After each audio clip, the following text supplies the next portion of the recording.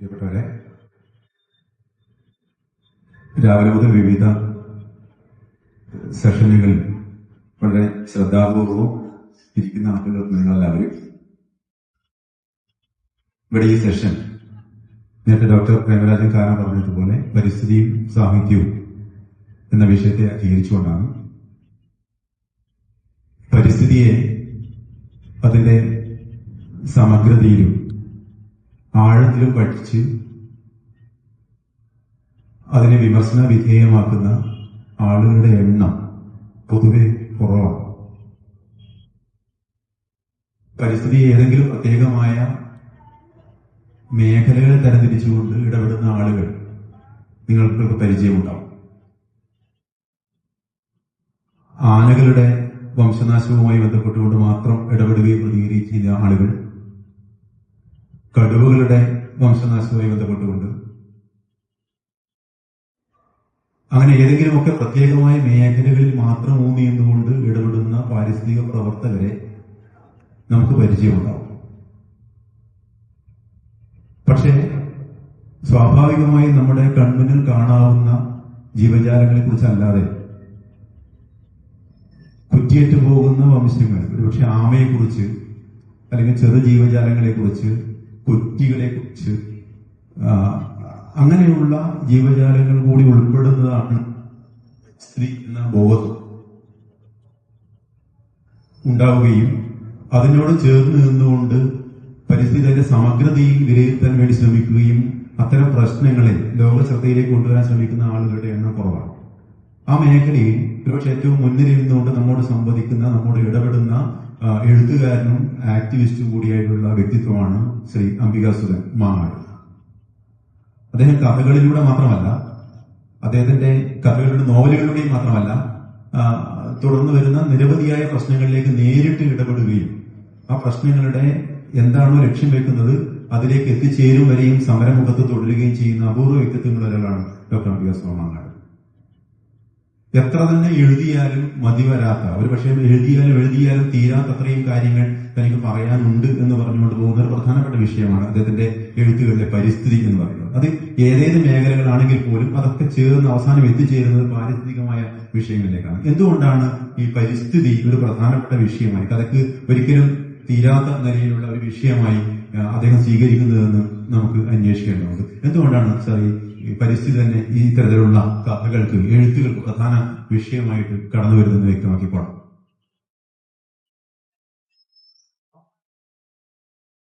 പ്രിയപ്പെട്ടവരെ, എന്റെ വളരെ പ്രിയപ്പെട്ട സുഹൃത്തുക്കളായ അജേഷ് കടന്നപ്പള്ളി, ആനന്ദൻ, രണ്ടുപേരും വേദിയിലുണ്ട്. കല്ലേൻ പൊക്കുടൻ എന്ന ആരാധ്യനായ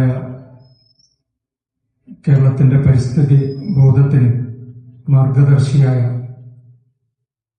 പലപ്പോഴും സംസാരിക്കാൻ ഭാഗ്യം കിട്ടിയിട്ടുള്ള, ഒന്നിലധികം തവണ ഞങ്ങളുടെ കോളേജിൽ കൊണ്ടുവരാനും സംസാരിപ്പിക്കാനും ഒക്കെ ഭാഗ്യം കിട്ടിയിട്ടുള്ള ഒരാളെന്നുള്ള നിലയിൽ കല്ലേൻ പൊക്കുടൻ എന്ന ഒരു മാതൃകാ പരിസ്ഥിതി മനുഷ്യനെ ഓർമ്മിക്കാതെ എനിക്ക് സംസാരിക്കാൻ തുടങ്ങാൻ പറ്റുകയില്ല. ഇവിടെ ചോദ്യം എന്തുകൊണ്ട് വീണ്ടും വീണ്ടും പരിസ്ഥിതി കഥകൾ എന്നുള്ളതാണ്. പരിസ്ഥിതി കഥകൾ എഴുതണമെന്ന് ബോധപൂർവം ആഗ്രഹിച്ച് എഴുതുന്നതല്ല. ഓരോ പരിസ്ഥിതി കഥയും ഇങ്ങനെ വന്നു ചേരുന്നതാണ്. ഇന്ന് വിഷയത്തെക്കുറിച്ച് എഴുതിക്കളയാമെന്ന് വിചാരിച്ചിട്ട് എഴുതിയ കഥകൾ, പരിസ്ഥിതി കഥകൾ ഉണ്ടോ എന്ന് ചോദിച്ചാൽ ചിലപ്പോൾ ഒന്നോ രണ്ടോ കാണുമായിരിക്കും. ബാക്കി എല്ലാ പരിസ്ഥിതി കഥകളും എഴുതൂ എന്ന് പറഞ്ഞുകൊണ്ട് അസ്വാസ്ഥ്യമുണ്ടാക്കിക്കൊണ്ട്, പ്രാണവായു എന്ന കഥ അങ്ങനെ എഴുതപ്പെട്ട കഥയാണ്. ഇവിടെ നേരത്തെ പറഞ്ഞ പല കഥകളും അങ്ങനെ എഴുതപ്പെട്ട കഥകളാണ്. ഏതാണ്ട് ഒരു 10-15 കൊല്ലം മുമ്പ് മലയാളത്തിലെ വളരെ പ്രശസ്തനായ ഒരു കഥാകൃത്ത്, എന്റെ പ്രിയപ്പെട്ട സ്നേഹിതൻ കൂടിയാണ് അദ്ദേഹം, എന്റെ കൈ പിടിച്ചിട്ട് വളരെ ആത്മാർത്ഥമായിട്ട് പറഞ്ഞൊരു കാര്യമുണ്ട്: ഇനി പരിസ്ഥിതി കഥ എഴുതണ്ട. പരിസ്ഥിതി കഥകൾ ഇങ്ങനെ എഴുതിക്കൊണ്ടിരുന്നാൽ ബ്രാൻഡ് ചെയ്യപ്പെടും, അത് ദോഷം ചെയ്യും. താങ്കളുടെ അല്ലെങ്കിൽ അംബികാസുധന്റെ ഒരു അഭ്യുദയത്തിനത് കുഴപ്പമുണ്ടാക്കും. കുഞ്ഞിരാമൻ നായർ ഒരു കാലത്ത് ഭക്തകവി എന്ന് അല്ലെ, അത് വലിയ വിഷയമാണ്. ഞാൻ അങ്ങോട്ട് പോകുന്നത്. അപ്പോൾ കേട്ടപ്പോൾ എനിക്ക് തോന്നി, ശരി, ഞാൻ പറഞ്ഞു ഇനി അങ്ങനെ എഴുതുന്നില്ല എന്ന് പറഞ്ഞു, സമ്മതിച്ചു കൊടുത്തു.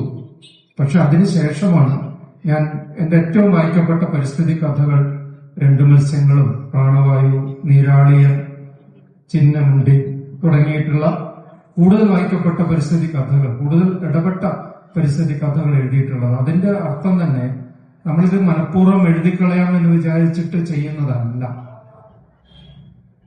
എൻഡോസൾഫാൻ എന്നൊരു വിഷയം പറഞ്ഞു. എൻഡോസൾഫാൻ എന്നൊരു വിഷയത്തിൽ ഇടപെടാൻ തുടങ്ങിയിട്ട് 6-7 കൊല്ലം കഴിഞ്ഞിട്ടാണ് ഞാൻ നോവൽ എഴുതുന്നത്. അതുവരെ എഴുതണ്ട എന്ന് എന്റെ മനസ്സിനെ ചവിട്ടി അമർത്തിപ്പിടിച്ചിരിക്കുകയായിരുന്നു.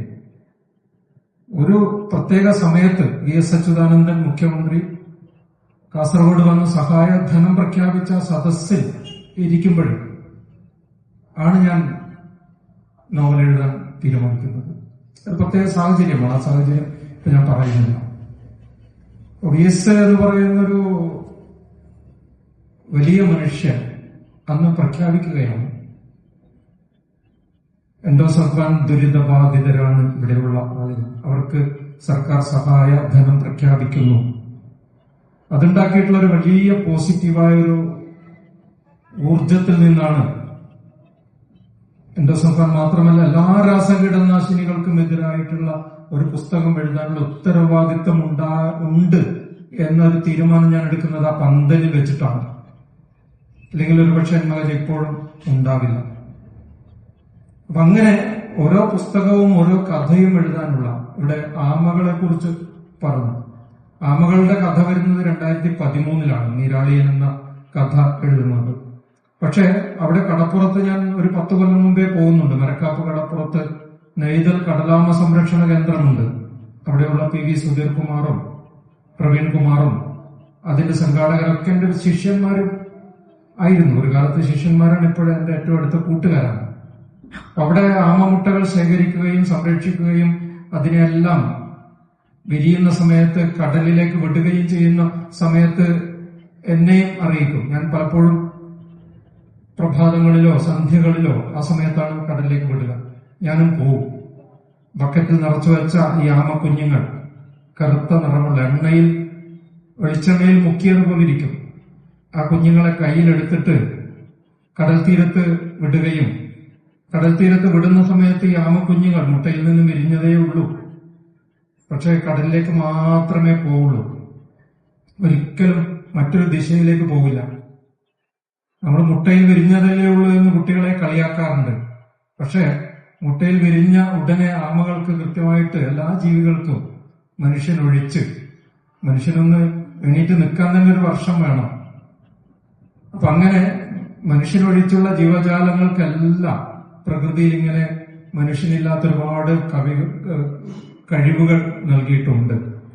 ഈ ആമകൾ തന്നെ 10,000 കിലോമീറ്ററൊക്കെ സഞ്ചരിച്ചിട്ടായിരിക്കും 10-16 കൊല്ലം കഴിഞ്ഞിട്ട്, 10,000 അല്ല എത്രയോ 1000 കിലോമീറ്റർ സഞ്ചരിച്ച് ഈ ആമ മുട്ടയിടാൻ അതേ മാതൃതീരത്തേക്ക് തിരിച്ചു വരും. കഴിഞ്ഞ ആഴ്ച പത്രത്തിലുണ്ടായിരുന്നു 3500 കിലോമീറ്റർ സഞ്ചരിച്ച്. അതിന് സയന്റിസ്റ്റുകൾ അടയാളം വെച്ചിരുന്നു ആമ തിരിച്ച് ഇന്ത്യൻ മഹാസമുദ്രം നീന്തിക്കടന്നിട്ട്, അറബിക്കടൽ നീന്തിക്കടന്നിട്ട് ഒഡീഷ തീരത്തെ പ്രസിദ്ധമായ മുട്ടയിടൽ കേന്ദ്രത്തെത്തി മുട്ടയിടാൻ വേണ്ടിയിട്ട്. ഗൂഗിൾ മാപ്പ് എടുത്തിട്ടൊന്നുമല്ലല്ലോ ആമ വരുന്നത്. നമ്മൾ ഗൂഗിൾ മാപ്പ് എടുത്ത മനുഷ്യരെന്താ ചെയ്യുന്നത്? കിണറിലോ കുളത്തിലോ പോയിട്ട് അപകടത്തിൽ പറ്റുകയും ചെയ്യുന്നുണ്ട്. ഇങ്ങനെ എല്ലാ ജീവജാലങ്ങൾക്കും അത് പറയാൻ തുടങ്ങിയാൽ അത് കുറേ പറയാനുണ്ട്. ഞാൻ പറയാൻ തുടങ്ങിയത് അവിടെ എത്രയോ വർഷങ്ങൾ പോയതിന് ശേഷമാണ്. എനിക്ക് വേണമെങ്കിൽ അപ്പോഴേ ഒരു കഥ എഴുതാം. അങ്ങനെ കഥ എഴുതലല്ല എന്റെ ലക്ഷ്യം. അവിടെ പോയി ഒരു ദിവസം ചെന്നപ്പോൾ, ഞാനത് പറഞ്ഞ് അവസാനിപ്പിക്കാം. പോയി ചെന്നപ്പോൾ അവിടെയുള്ള പ്രവീൺ കുമാർ എന്നോട് പറഞ്ഞു, മാഷ് ഇവിടെ ബാംഗ്ലൂരിൽ നിന്ന് സയന്റിസ്റ്റുകൾ വന്നിരുന്നു, അവരുടെ ഒരു കാര്യം പറഞ്ഞിട്ടുണ്ട്. അതായത് ഈ ആമ മുട്ട വിരിയുന്ന സമയത്ത് അന്തരീക്ഷത്തിലെ താപനിലയാണ് കുഞ്ഞ് ആണോ പെണ്ണോ എന്ന് തീരുമാനിക്കുന്നത്. ഇപ്പൊ സസ്തനികളുടെയൊക്കെ ഗർഭപാത്രത്തിന് സ്കാൻ ചെയ്താൽ നമുക്ക് കുഞ്ഞാണാണോ പെണ്ണാണോ എന്ന് മനസ്സിലാവും.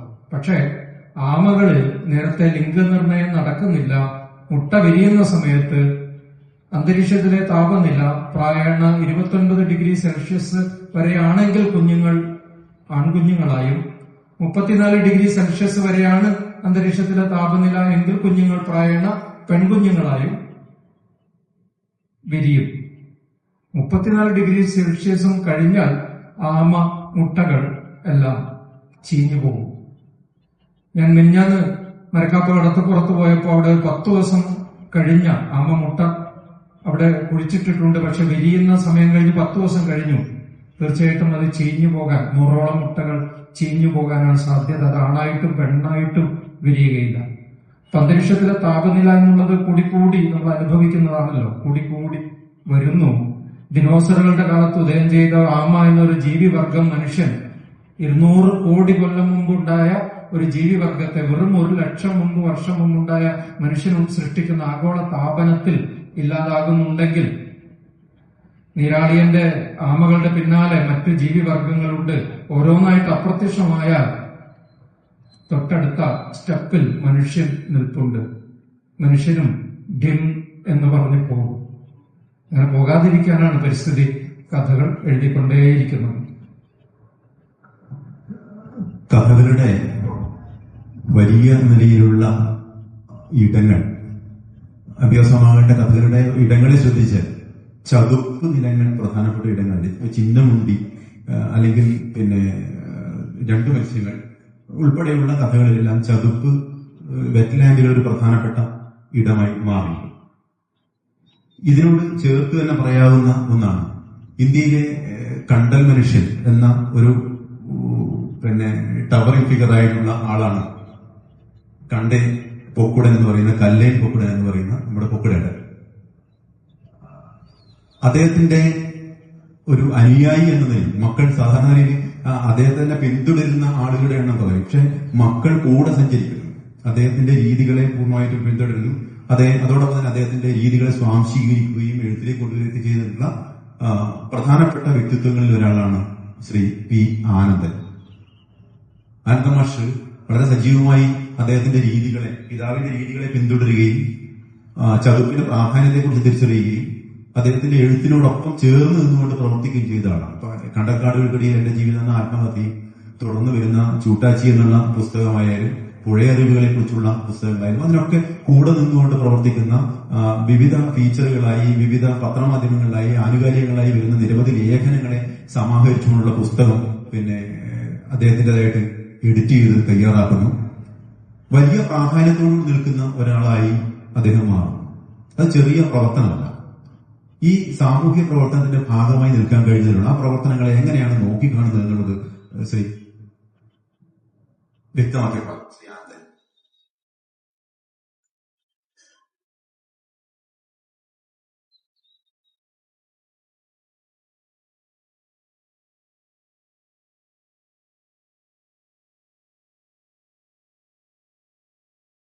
കഥാകൃത്ത് നോവലിസ്റ്റ് ആയ ഡോക്ടർ അംബിക സെൻമാമൻ മാഷിനെ എല്ലാ ആശംസകളും നേരുന്നു.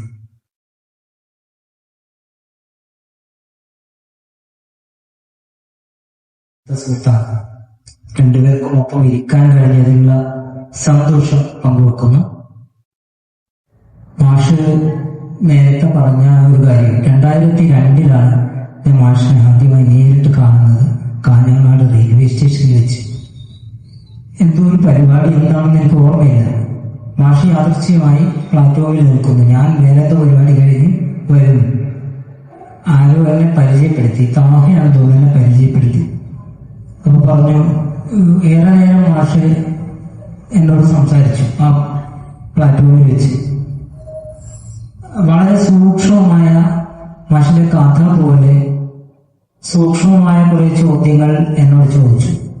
എനിക്ക് ആവുമെന്ന് ഞാൻ മാഷിനോട് സംസാരിക്കുകയും ചെയ്തു. അന്നാണ് മാഷിനെ അടുത്ത് കാണുന്നത്. അന്ന് എനിക്ക് തോന്നി, മാഷ് ഒരു അഭിമുഖത്തിൽ പറയുന്നുണ്ട്, എത്ര ദുർബലമായാലും ശരി ഞാൻ പരിസ്ഥിതി കഥകൾ എഴുതും എന്ന്. ആ കഥ ഒരുപക്ഷെ ദുർബലമാവാം. പ്രാണവായു ഒറ്റ വായനയിൽ ദുർബലമാണെന്ന് തോന്നാമെങ്കിലും തീപിടിക്കുന്ന ഒരു കഥയാണത്. കുട്ടികൾ പ്രത്യേകിച്ചും ആ കഥ എടുത്ത് വെച്ച് വായിക്കണം. വളരെ ഒരു ഫ്ലെയിം നമ്മുടെ അകത്ത് തന്നു പോകുന്ന കഥ. അജേഷ് മാഷിന്റെ ചോദ്യത്തിലേക്ക് വരാം. മാഷിന്റെ കഥകൾ ഞാൻ ഏറ്റവും അധ്യാപക ജീവിതത്തിൽ സന്തോഷിച്ച ഒരു നിമിഷം, 8ാം ക്ലാസ്സിൽ 2 മത്സ്യങ്ങൾ പഠിപ്പിക്കുന്ന സന്ദർഭമാണ്. അജേഷ് മാഷ് പറഞ്ഞ ചതുർപ്പ് മാഷന്മാര് കുട്ടികളോട് ചോദിക്കാറുണ്ട്. പഠിക്കാത്ത ഒരു കുട്ടിയോട് നിന്റെ തലയിൽ എന്താണ്, ചളിയാണോ എന്ന് ചോദിക്കാറില്ലേ? ഈ ചളിയാണ് വളരെ പ്രധാനപ്പെട്ടത് എന്ന് രാംസാർ കൺവെൻഷന് ശേഷം ജീവന്റെ വിസ്മയങ്ങൾ, അത്ഭുതങ്ങൾ ഈ ചതുപ്പിലേക്ക് ചെന്നാൽ അംബികാസുധൻ മാഷിന്റെ ഒരു പ്രത്യേകത, മാഷ് നല്ല കേൾവിക്കാരനായിരുന്നു. പ്രവീൺ എന്ന് പറയുന്ന കഥാപാത്രം മാഷിന്റെ ശിഷ്യനാണ്, ഞങ്ങളുടെ സുഹൃത്തു കൂടിയാണ്. പക്ഷെ പ്രവീൺ മാത്രമല്ല, ആ കാലത്ത് പരിസ്ഥിതിയെ കുറിച്ച് വേവലാതിപ്പെട്ട ഞങ്ങളുടെ പ്രായത്തിലുള്ള എല്ലാവരും പ്രവീൺമാരാണ്. ആ പ്രവീൺ ഞാനാണെന്ന് എനിക്ക് തോന്നിയിട്ടുണ്ട്. പക്ഷെ മാഷൊപ്പം നടക്കാൻ എനിക്ക് അവസരം ഉണ്ടായിട്ടില്ല. മാഷിങ്ങനെ നടന്നിട്ടുണ്ട് ഒരുപാട്. ഈ ചതുപ്പ്, ചെളി എന്ന് നമ്മൾ വിളിച്ച ഈ ചതുപ്പ്, വെറ്റ്ലാൻഡ് എന്ന് അജേഷ് മാഷ് പറഞ്ഞ ഈ ചതുപ്പ് വളരെ പ്രധാനപ്പെട്ട ഒന്നാണ്. നമ്മുടെ നീർമറി വാട്ടർഷെഡാണ്. നിരവധി ഞണ്ടുകൾ, ചെമ്മീനുകൾ, മലിഞ്ഞിലുകൾ, മറ്റ് മീനുകൾ, പഴയങ്ങാടി കുപ്പം പുഴയിൽ 10-30 തരം ചെമ്മീനുണ്ട് എന്ന് പറഞ്ഞാൽ അത് വലിയൊരു നേട്ടമായി, ഒരു വികസനമായി നമുക്ക് തോന്നാറില്ല. കാരച്ചെമ്മീൻ, കൂളിച്ചെമ്മീൻ, കരിഞ്ചെമ്മീൻ, മുണ്ടച്ചെമ്മീൻ, ചൂടൻ ചെമ്മീൻ, ഈ ചെമ്മീനുകളുടെ ഒരു വലിയ വൈവിധ്യം ഞാൻ കണ്ടിട്ടുണ്ട്, അറിഞ്ഞിട്ടുണ്ട്. അമ്മയോടൊപ്പം തോട്ടിൽ പോയിട്ടുണ്ട്. ഇതിനെ കഥയിലേക്ക്, ഈ ജീവിതത്തെ, ഈ നികൃഷ്ടം എന്ന് നമ്മൾ പറഞ്ഞു മാറ്റിവെച്ച ഭൂപ്രദേശത്തെ കഥയിലേക്ക് ആവേശത്തോടെ കൊണ്ടുവരുന്ന ഒരു എഴുത്തുകാരനായിട്ടാണ് ഹൃദയത്തിൽ അംബികാസുധൻ മാഷ് നിറഞ്ഞു നിൽക്കുന്നത്. 2 മത്സ്യങ്ങൾ പഠിപ്പിച്ചതിന്റെ ഒരു ആനന്ദം പറഞ്ഞറിയിക്കാൻ പറ്റാത്തതാണ്. കാരണം ഞാൻ അങ്ങനെ ചെളിയിൽ നിന്ന് വരുന്ന ഒരാളായതുകൊണ്ട് മാഷിനോട് വളരെ ദൂരെ നിന്നിട്ട് ഞാൻ മാഷിന്റെ കഥകൾ വായിച്ചതിനേക്കാളും അഭിമുഖങ്ങൾ ഞാൻ ചിന്നമുണ്ടി മാതൃഭൂമി എത്ര ദിവസം എന്റെ തലപ്പുറത്ത് ഉണ്ടായിരുന്നു എന്ന് ചോദിച്ചാൽ 3-4 തവണ ഞാനത് വായിച്ചിട്ടുണ്ട്. ചിന്നമുണ്ടി എന്ന കഥ വായിച്ചിട്ടുണ്ടോ? ചിന്നമുണ്ടി വായിക്കേണ്ട ഒരു കഥയാണ്. പ്രാണവായു പോലെ വേറൊരു ലെവലിൽ ഈ ചതുപ്പുകളുടെ ജീവവിസ്മയം, അതിന്റെ ഈ ചിന്നമുണ്ടിയോട് മാഷ് സംസാരിക്കുന്നത് ഈ പ്രവീൺ എന്ന് പറയുന്ന കഥാപാത്രമുണ്ട് അതിനകത്ത്, അല്ലെ? ആ കൊക്കിനോട് കൊച്ചായി നമ്മൾ വിളിക്കുന്ന സാധനം. ഇത് വളരെ സൂക്ഷ്മമായി പ്രകൃതിയെ നിരീക്ഷിക്കുകയും സ്വാംശീകരിക്കുകയും ചെയ്യുന്ന ഒരാൾക്ക് മാത്രമേ അത്തരം ഒരു കഥയിലേക്ക് മനസ്സിനെ മാറ്റിയെടുക്കാൻ കഴിയുകയുള്ളൂ. വിവിധ വിഷയങ്ങൾ മാഷ് എഴുതിയിട്ടുണ്ട്. പക്ഷെ മാഷ് പറഞ്ഞതുപോലെ അതിൽ തന്നെ നങ്കൂരമിട്ട് നിൽക്കുന്നതിന്റെ ഒരു വലിയ എഴുത്തിന്റെ വലിയൊരു സാഹസികത എന്ന് വേണം. പലതും പ്രവചന ശേഷിയുള്ള കഥകളാണത്. ഈ ചതുപ്പുകൾ ഇല്ലാതായിക്കൊണ്ടിരിക്കുകയാണ്. ഇപ്പൊ ഈ കണ്ടലുകളും ചതുപ്പുകളൊക്കെ അതിന്റെ വിസ്തൃതി കുറഞ്ഞു വരികയാണ്. അപ്പൊ അത്തരം മാഷിന്റെ ഈ 50 വർഷം പൂർത്തിയാക്കുമ്പോൾ മാഷിനോടൊപ്പം അച്ഛന്റെ മനസ്സുമായി ഇരിക്കാൻ കഴിഞ്ഞതിൽ വലിയ സന്തോഷം ഞാൻ അനുഭവിക്കുന്നുണ്ട് ഈ നോട്ടീസ് പുറത്തു വന്നതിന് ശേഷം. അപ്പൊ ഞാൻ അങ്ങനെയാണ്, അതായത് അച്ഛന്റെ പ്രവർത്തനങ്ങൾ എങ്ങനെയാണോ ഞാൻ നോക്കിയത് അതുപോലെ ഒരു കുട്ടിയെ പോലെ മാഷിന്റെ കഥകളിലേക്ക് ഞാൻ നോക്കാറുണ്ട്. 2, മാഷിന്റെ കഥകളിലെ പ്രാദേശിക ചരിത്രവും മിത്തും തെയ്യങ്ങളും മരക്കവിലെ തെയ്യങ്ങളൊക്കെ സങ്കീർണമാണെന്ന് ചിലപ്പോൾ തോന്നാം. തോട്ടുകര പോതി എന്ന് പറയുന്ന പുസ്തകത്തിലെ കഥ ഒക്കെ അച്ഛൻ പറഞ്ഞ ഒരു കാര്യം പറഞ്ഞുകൊണ്ട് ഞാൻ പിൻവാങ്ങാം. ഈ ബണ്ടുണ്ടല്ലോ, ബണ്ട്, പുഴക്കരയിലെ ബണ്ട്, അത് കെട്ടിയാണ് ചെമ്മീൻ പിടിക്കുക. ചെമ്മീനെ ഒരു പ്രത്യേക രീതിയിൽ ചെമ്മീൻ, ഏറ്റവും പ്രാചീനമായ ചെമ്മീൻ കൃഷി അതിനകത്താണ് നടക്കുക. അപ്പോ അതിൽ ഈ പുലയരായ സ്ത്രീകളൊക്കെയാണ് ചെമ്മീൻ പിടിക്കുക. ചെമ്മീൻ ഇതിനകത്ത് ചെമ്മീൻ കെട്ട് എന്ന് പറയും പണ്ട്. അതിനെ നിലനിർത്താൻ വേണ്ടി ഉപ്പൂറ്റി കണ്ടലിന്റെയും പോട്ടയും എല്ലാം വെട്ടിയിട്ടിട്ടാണ് ഈ ചെളി ഇതിനെ നിർത്തണ്ടേ. ഇങ്ങനെ നമ്മുടെ വാക്കപ്പണിയിൽ കമ്പി ഉപയോഗിക്കുന്നത് പോലെ ഇത് ഉപയോഗിക്കണം. അപ്പൊ ഒരു ദലിത് സ്ത്രീയെ ജന്മി വിചാരിച്ച പോലെ അതിന് വഴങ്ങി കൊടുക്കാത്തത് കൊണ്ട് അതിന്റെ നാഭിക്ക് ഈ ജന്മി ചവിട്ടിയപ്പോൾ മരിച്ചുപോയി. ഈ സ്ത്രീ മരിച്ചുപോയി, ഒറ്റ ചവിട്ടിൽ തന്നെ മരിച്ചു എന്നാണ് കേട്ടത്. ഇതിനെ എന്നിട്ട് എന്ത് ചെയ്യണമെന്ന് പിന്നെ പണിക്കാർ ചോദിച്ചപ്പോൾ പറഞ്ഞ് അതിനെ ഈ ബണ്ടിന്റെ കൂടെ ഇട്ട് മൂടിക്കൊള്ളാൻ പറഞ്ഞു. ഈ ബണ്ടിനൊരു ഉറപ്പായിക്കോട്ടെ എന്ന് പറഞ്ഞിട്ട്. അപ്പൊ അങ്ങനെ കൊല്ലപ്പെട്ട ഒരു സ്ത്രീ പിന്നീട് കണ്ടിന്ന് നമ്മൾ അതിനെ പറയാം, കണ്ടിത്തെയ്യം ആയി മാറിയത്ര. പിന്നീട് ഈ ഫോക്ലോറിസ്റ്റുകളെല്ലാം അച്ഛന്റെ ആത്മാകഥ പുറത്തു വന്നപ്പോ ഫോക്ലോറിസ്റ്റുകളെല്ലാം എന്താണ് ഈ കണ്ടിത്തെയ്യം അതിലേതിനും കാണുന്നില്ലല്ലോ, ഫോക്ലോറിന് കണ്ടിയിലൊന്നും കാണുന്നില്ലല്ലോ, വിഷ്ണു നമ്പൂതിരി മാഷൊന്നും പറഞ്ഞില്ലല്ലോ എന്നൊക്കെ പറഞ്ഞിട്ട് അച്ഛനോട് ചോദിക്കായിരുന്നു. ഞാൻ അച്ഛനെ സ്വസ്ഥായിട്ട് കിട്ടിയപ്പോൾ ഞാൻ ചോദിച്ചു, അച്ഛൻ എന്തായി കണ്ടിത്തെയ്യം? അപ്പൊ അതിനകത്ത് കണ്ടിത്തെയ്യം എന്ന് പറഞ്ഞ ചെറിയ അധ്യായം, ചെറിയ പാരഗ്രാഫേ ഉള്ളൂ. നമ്മളത് വികസിപ്പിക്കണമെങ്കിൽ നമുക്ക് എന്തെങ്കിലും അറിയണ്ടേ? പുസ്തകമൊക്കെ എന്തെങ്കിലും പുറത്തു വന്നു കഴിഞ്ഞു. അപ്പൊ ഞാൻ പറയുന്നത് ഈ ഒരു അച്ഛൻ പറഞ്ഞു വെച്ച ഒരു കാര്യം, അല്ലെങ്കിൽ ഞങ്ങളൊക്കെ ഒരു ഈ പ്രകൃതി മനുഷ്യനും ചേർന്നുള്ള സംരംഭങ്ങൾ തുറക്കുകയും അവരെ അതിജീവനവും ഉപജീവനവും ഒക്കെ ആയി പരിണമിക്കുകയും ചെയ്യുന്നതിന്റെ ഒരു സങ്കീർണത മാഷ് വിടാതെ കൊണ്ടു നടക്കുന്നുണ്ട്, അംബികാസുധൻ മാഷ് എന്നാണ് എനിക്ക് പലപ്പോഴും. ഇത് കേവലമായ ഒരു പാരിസ്ഥിതിക സംഗതി അല്ലാതെ അതിനപ്പുറത്ത് ഒരു ആത്മത്യാഗത്തിന്റെ എഴുത്താണ് പലപ്പോഴും മാഷ് കൊണ്ടു നടക്കുന്നത്. ഇത് അച്ഛന്റെ പ്രവർത്തനങ്ങളോട് സമാന്തരമായി ഇതിന്റെ പാണ്ഡവൽക്കരണം നടന്നു പോകുന്നുണ്ട് മാഷിന്റെ എഴുത്തിൽ എന്ന് എനിക്ക് പലപ്പോഴും തോന്നിയിട്ടുണ്ട്.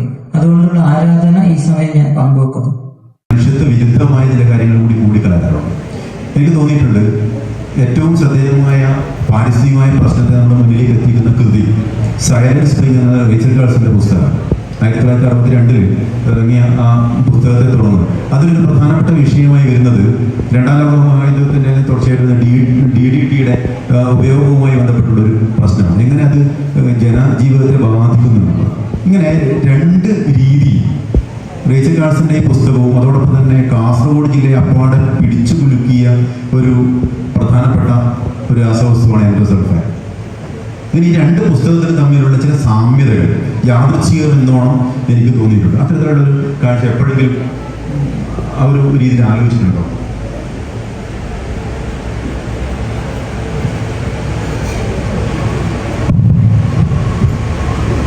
റേച്ചൽ കാൾസന്റെ പുസ്തകം പഠിക്കുന്ന കാലത്ത് തന്നെ വായിച്ചിട്ടുണ്ട്.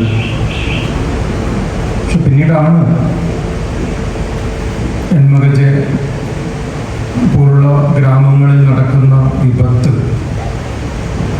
അത് വായിച്ചറിയുന്നതല്ല, നമ്മൾ അനുഭവിക്കുന്നതാണ്.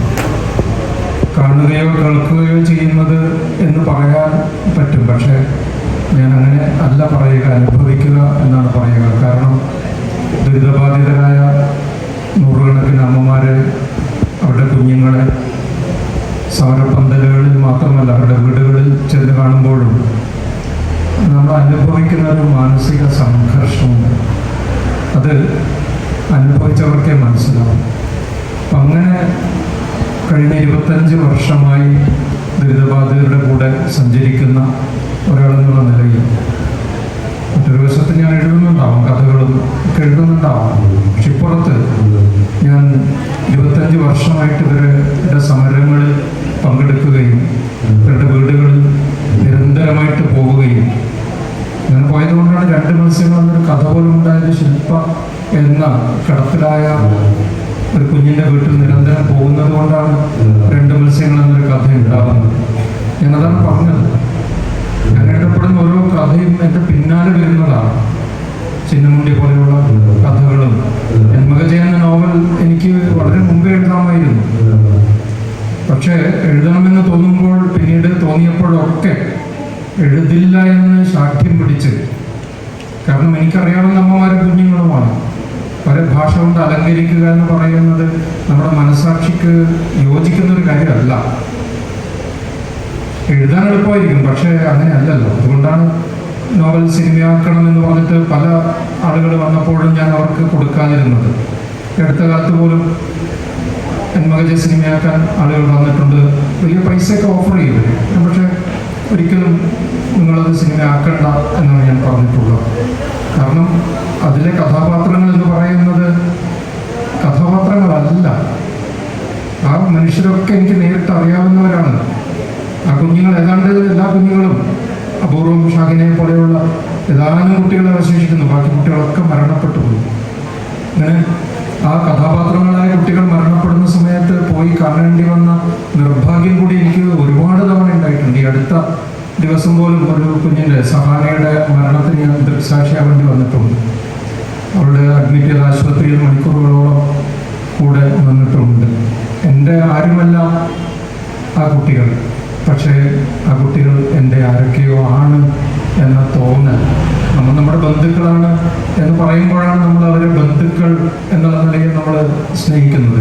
പക്ഷേ ആരോരുമല്ലാത്തവർ നമ്മുടെ ബന്ധുക്കളായി മാറുമ്പോൾ, അങ്ങനെയാണ് 25 കൊല്ലം ഈ കുഞ്ഞുങ്ങളൊക്കെ എനിക്ക് വേണ്ടപ്പെട്ടവരായി മാറുന്നത്. ആ കുട്ടികൾ മരണപ്പെടുമ്പോൾ വല്ലാത്ത ഉറക്കം പോകുന്ന തരത്തിൽ ഉള്ള അസ്വാസ്ഥ്യം അനുഭവിക്കുന്നു. അപ്പം അതുകൊണ്ട് എഴുതില്ല എന്ന് തീരുമാനിച്ചിരുന്ന ഒരു പ്രത്യേക സാഹചര്യത്തിൽ എഴുതപ്പെടുകയാണ്. അപ്പം അങ്ങനെ എഴുതുമ്പോൾ റേച്ചൽ കാഴ്സൺ എൻ്റെ മനസ്സിലേക്ക് വരുന്നതേ ഇല്ല. കാരണം അതിനേക്കാളും വളരെ തീക്ഷ്ണമായ, പക്ഷികൾ കാണപ്പെടാതെ ഒരു ലോകം ഉണ്ടാകുന്നതിനെ കുറിച്ചാണ് റേച്ചൽ കാഴ്സൺ ആ പുസ്തകത്തിൽ എഴുതുന്നത്. പക്ഷേ ഇവിടെ നമ്മുടെ മുമ്പിലോ വളരെ വേദനാജനകമായ, ഭയജനകമായ ഒരു ചെറിയ ഉദാഹരണം ഞാൻ പറയാം. ഞാൻ എന്മകജ എഴുതാൻ തുടങ്ങുമ്പോൾ 2 പ്രതിജ്ഞ എടുത്തിരുന്നു. ഒരു പ്രതിജ്ഞ, ഞാൻ നോവൽ എഴുതാൻ വേണ്ടി എൻഡോസൾഫാൻ ദുരിതബാധിതരായ കുഞ്ഞുങ്ങളെയോ അമ്മമാരെയോ പോയി കണ്ട് സംസാരിക്കില്ല എന്നുള്ളതായിരുന്നു.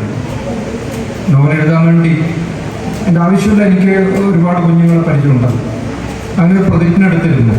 പക്ഷേ എന്മകജ ഗ്രാമത്തിലേക്ക് ഞാൻ പോവുകയും ഇവിടെയുള്ള ജടാധാരി മലകളും മറ്റ് കാര്യങ്ങളും, സാക്കിജാലും, പൂക്കാരക്കലും, കഴിഞ്ഞ ആഴ്ചയിൽ ഞാൻ അവിടെ പോയി സ്ഥലങ്ങളിലൊക്കെ പോവുകയുണ്ടായി.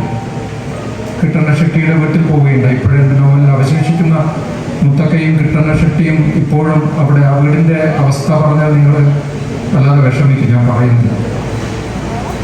അപ്പം അങ്ങനെ പോയ സമയത്ത് മിത്തുകൾ കാണാനും ഒക്കെ ഗ്രാമത്തെക്കുറിച്ച് കൂടുതൽ മനസ്സിലാക്കാൻ വേണ്ടി എന്മകജ എഴുതാൻ തീരുമാനിച്ചപ്പോൾ ഞാൻ പോവുകയുണ്ടായി. അങ്ങനെ പോയപ്പോൾ നോവലിലെ കഥാപാത്രം തന്നെയായ അരുൺ കുമാർ എന്ന പേരിൽ വരുന്ന യഥാർത്ഥ പേര് YS മോഹൻകുമാർ ഡോക്ടറാണ്. നിങ്ങൾ എന്മകജയിൽ പോയി, പെർളയിൽ നിന്ന് സ്വർഗയിൽ പോയി അറിയുന്ന ആളുകളുണ്ടാവും. സ്വർഗയിൽ രാവിലെ 11 മണി തൊട്ട് ഈ ഡോക്ടർ ക്ലിനിക്ക് തുറന്നിരിക്കും. അപ്പം അങ്ങനെ ആ ഡോക്ടറെ കാണാൻ വേണ്ടിയിട്ട് അദ്ദേഹത്തിൻ്റെ ഇടപെടലൊക്കെ മനസ്സിലാക്കാൻ വേണ്ടി പോയ സമയത്ത്, അദ്ദേഹത്തിന് മുമ്പിലിരുന്ന് സംസാരിക്കുന്ന സമയത്ത് എൻ്റെ പിന്നിൽ ഒരു ചെറുപ്പക്കാരി കുഞ്ഞിനെടുത്തിട്ട് വന്ന് ഡോക്ടറോട് പറയാണ്, 1ാം ക്ലാസ്സിൽ ചേർത്തു കുഞ്ഞിനെ, എൻ്റെ സന്തോഷം ചികിത്സിക്കുന്ന ഡോക്ടറോട് പറയാൻ വന്നതാണ്. അപ്പം എങ്ങനെ ഉഷാറായിട്ട് പോകുന്നുണ്ടോ എന്ന് ഡോക്ടർ ചോദിക്കുമ്പോൾ സ്ത്രീ പറയുന്നു, ഞാൻ ബെഞ്ചിലിരിക്കണം, എൻ്റെ മടിയിലിരിക്കൂ, 1ാം ക്ലാസ്സിലായി മടിയിലിരിക്കൂ, ഒറ്റയ്ക്ക് ഇരിക്കില്ല എന്നൊക്കെ പറഞ്ഞ് സംസാരിക്കുമ്പോൾ എനിക്കൊരു സംശയം തോന്നിയിട്ട് ഞാൻ എഴുന്നേറ്റിട്ട് ഈ അമ്മയെയും കുഞ്ഞിനെയും, എൻ്റെ പിന്നിൽ നിൽക്കുന്ന അമ്മയെയും കുഞ്ഞിനെയും നോക്കുമ്പോൾ, നോവലിൽ ഇത് ഭാഗം ഞാൻ പറഞ്ഞിട്ടുണ്ട്, നോവൽ വായിച്ചവരൊക്കെ അത് ഭാവനയാണ്, മാഷ കെട്ടുകഥയാണ് എന്ന് വിശ്വസിച്ചിട്ടുണ്ടാവും. ഞാനത് യഥാർത്ഥത്തിൽ കണ്ടതാണ്. ഞാൻ കാണുന്നത് ഈ അമ്മയുടെ, ഈ ചെറുപ്പക്കാരിയുടെ കയ്യിൽ ഒരു കുഞ്ഞുണ്ട്. 1ാം ക്ലാസ്സിൽ ചേർക്കാനുള്ള പ്രായമുണ്ട്, പക്ഷേ ശരീരം ഒട്ടും വളർന്നിട്ടില്ല, കൊച്ചു കുഞ്ഞാണ്. പക്ഷെ ആ കുഞ്ഞ് മനുഷ്യൻ്റെ കുഞ്ഞാണ് എന്നെനിക്ക് തോന്നിയില്ല. യഥാർത്ഥത്തിലൊരു കുരങ്ങനെ പോലെയാണ് ആ കുഞ്ഞുണ്ടായിരുന്നത്. വാലില്ല എന്നുള്ളൊരു പ്രശ്നമേ ഉള്ളൂ. മാത്രമല്ല, ആ കുഞ്ഞിൻ്റെ ശരീരത്തെക്കാൾ ശരീരഭാഷയാണ് ആ കുഞ്ഞിനെ കുരങ്ങനോട് വല്ലാതെ വിളിക്കുകയും കൈകാലുകൾ ദ്രുതമായി ചലിപ്പിക്കുകയും ഒക്കെ ചെയ്യുമ്പോൾ ശരിക്കും ഒരു കുരങ്ങൻ്റെ കുഞ്ഞാണ് എന്ന് തോന്നിപ്പോകും. അവർ പോയി കഴിഞ്ഞപ്പോൾ ഞാൻ ഡോക്ടറോട് ചോദിച്ചു, ഡോക്ടർ, ഈ കുഞ്ഞിനെ കണ്ടാൽ മനുഷ്യൻ്റെ കുഞ്ഞാണ് എന്ന് തോന്നില്ലല്ലോ, ഒരു കുരങ്ങൻ്റെ കുഞ്ഞാണ് എന്ന് തോന്നുമല്ലോ. അന്നേരം ഡോക്ടർ വിളറിയ ഒരു ചിരി ചിരിച്ചിട്ട് എന്നോട് പറഞ്ഞു, മാഷേ, ഈ കുഞ്ഞിനെ ഞങ്ങൾ റബ്ബർ ബേബി എന്നാണ് വിളിക്കുക. ആ കുഞ്ഞിൻ്റെ കൈകാലുകൾ എങ്ങോട്ട് തിരിക്കാം, അങ്ങനെയുള്ള കുഞ്ഞാണ്. ഈ കുഞ്ഞ് ജനിച്ചപ്പോൾ ഇപ്പോൾ മനുഷ്യൻ്റെ ഈ കുഞ്ഞ് ജനിച്ചപ്പോൾ ശരിക്കും കുരങ്ങനെ പോലെയായിരുന്നു. ഡോക്ടർ പറയാണ്, അതായത് ലക്ഷക്കണക്കിന് വർഷങ്ങൾ കൊണ്ട് കുരങ്ങൻ പരിണമിച്ചിട്ട് മനുഷ്യനാകുന്നതിന്റെ പരിണാമ സിദ്ധാന്തം ക്ലാസ് മുറികളിലൊക്കെ ഇരുന്ന് പഠിച്ച ഒരാൾ, എൻഡോസൾഫാൻ എന്ന് പറയുന്ന മാരക കീടനാശിനി ഒറ്റയടിക്ക് മനുഷ്യനെ, ലക്ഷങ്ങൾ വർഷങ്ങളൊന്നും വേണ്ട, ഒറ്റയടിക്ക് മനുഷ്യനെ കുരങ്ങനാക്കി മാറ്റിയത് നേരിട്ട് കണ്ട ഒരാൾക്ക് അതിനപ്പുറത്ത് പുസ്തകങ്ങളിലുള്ള ലോകങ്ങളിലേക്കൊന്നും പോകേണ്ട കാര്യമില്ല. ഇങ്ങനെ നടുക്കുന്ന ഒരുപാട് സംഭവങ്ങൾ കണ്ടിട്ടുണ്ട്. എന്മകജ നോവലിൽ അതിൽ പലതും വരുന്നുണ്ട്. പക്ഷെ എന്മകജ നോവൽ എഴുതിയതിന് ശേഷമാണ് ഇതിന്റെ 10 ഇരട്ടിയോ 100 ഇരട്ടിയോ ഭയാനകമായ വേദനാജനകമായ അനുഭവങ്ങളിലൂടെ ഞാൻ കടന്നു പോയിട്ടുള്ളത്. അതിലേക്കൊന്നും പോകാൻ ഞാൻ ഉദ്ദേശിക്കുന്നില്ല. കാരണം റച്ചൽ കാസിന്റെ പുസ്തകം ഉൾപ്പെടെയുള്ള പുസ്തകങ്ങളൊക്കെ ഞങ്ങളുടെ എഴുത്തിന്റെ ബേസാണ്. അഥർവവേദം തൊട്ടുള്ള ബഷീറും കുഞ്ഞിരാമൻ നായരും ഒക്കെ ഉൾപ്പെടുന്ന, സുഗതകുമാരി ഉൾപ്പെടുന്ന എഴുത്തുകാരും ഒക്കെ നമ്മുടെ എഴുത്തിന്റെ ബേസാണ്. മാർക്സിന്റെയും എംഗൽസിന്റെയും തിയറികൾ, പരിസ്ഥിതിയെക്കുറിച്ചുള്ള തിയറികൾ, ശക്തമായ തിയറികൾ അവർ എഴുതിയിട്ടുണ്ട്.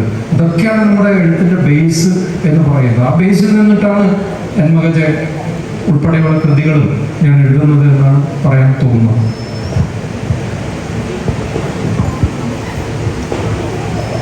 പരിസ്ഥിതിയെക്കുറിച്ചുള്ള വലിയ വ്യാകുലതകളും അതോടൊപ്പം തന്നെയുള്ള നിരവധിയായ പ്രശ്നങ്ങളെയും പല രീതികളിൽ നമ്മുടെ മുമ്പിലേക്ക് എത്തിച്ചു കഴിഞ്ഞിട്ടുണ്ട്. ഒരുപക്ഷെ നല്ല രീതിയിലുള്ള വിദ്യാസമ്പന്നനായ ഒരു സമൂഹമാണ് എന്ന് നമ്മൾ സ്വയം വിശ്വസിക്കുകയും ചെയ്തൊരു ചുറ്റുപാടിൽ നിന്നുകൊണ്ട് തന്നെ എന്തുകൊണ്ടാണ് വീണ്ടും വീണ്ടും നമ്മുടെ പ്രവർത്തനങ്ങൾ പ്രകൃതി വിരുദ്ധമായി തീരുന്നത്, അല്ലെങ്കിൽ പരിസ്ഥിതി വിരുദ്ധമായി തീരുന്നത് എന്നൊരു ചോദ്യം നമുക്ക് സ്വാഭാവികമായും ചോദിക്കാവുന്നതെന്ന് തോന്നുന്നു. ഇതിനെ എങ്ങനെയാണ് ഒരു പരിസ്ഥിതിയോട് ചേർന്ന് ഇടപെട്ട് നടന്നിരുന്നൊരു മനുഷ്യൻ എന്നുള്ള നിലയിൽ, കല്ലേൻ പൊക്കടൻ എന്ന് പറയുന്ന വലിയ മനുഷ്യന്റെ മകൻ എന്നതിനപ്പുറം പരിസ്ഥിതിയോടൊപ്പം തന്നെ ചേർന്ന് നടക്കുന്ന, ഇപ്പോഴും ചേർന്ന് നടക്കുന്ന ഒരാളെന്ന നിലയിലാണ് ഞാൻ ശ്രീ പി ആനന്ദനെ കാണുന്നത്. എന്തുകൊണ്ടാണ് നമ്മൾ ഇപ്പോഴും മാറി ചിന്തിക്കാൻ ശ്രമിക്കാത്തത്?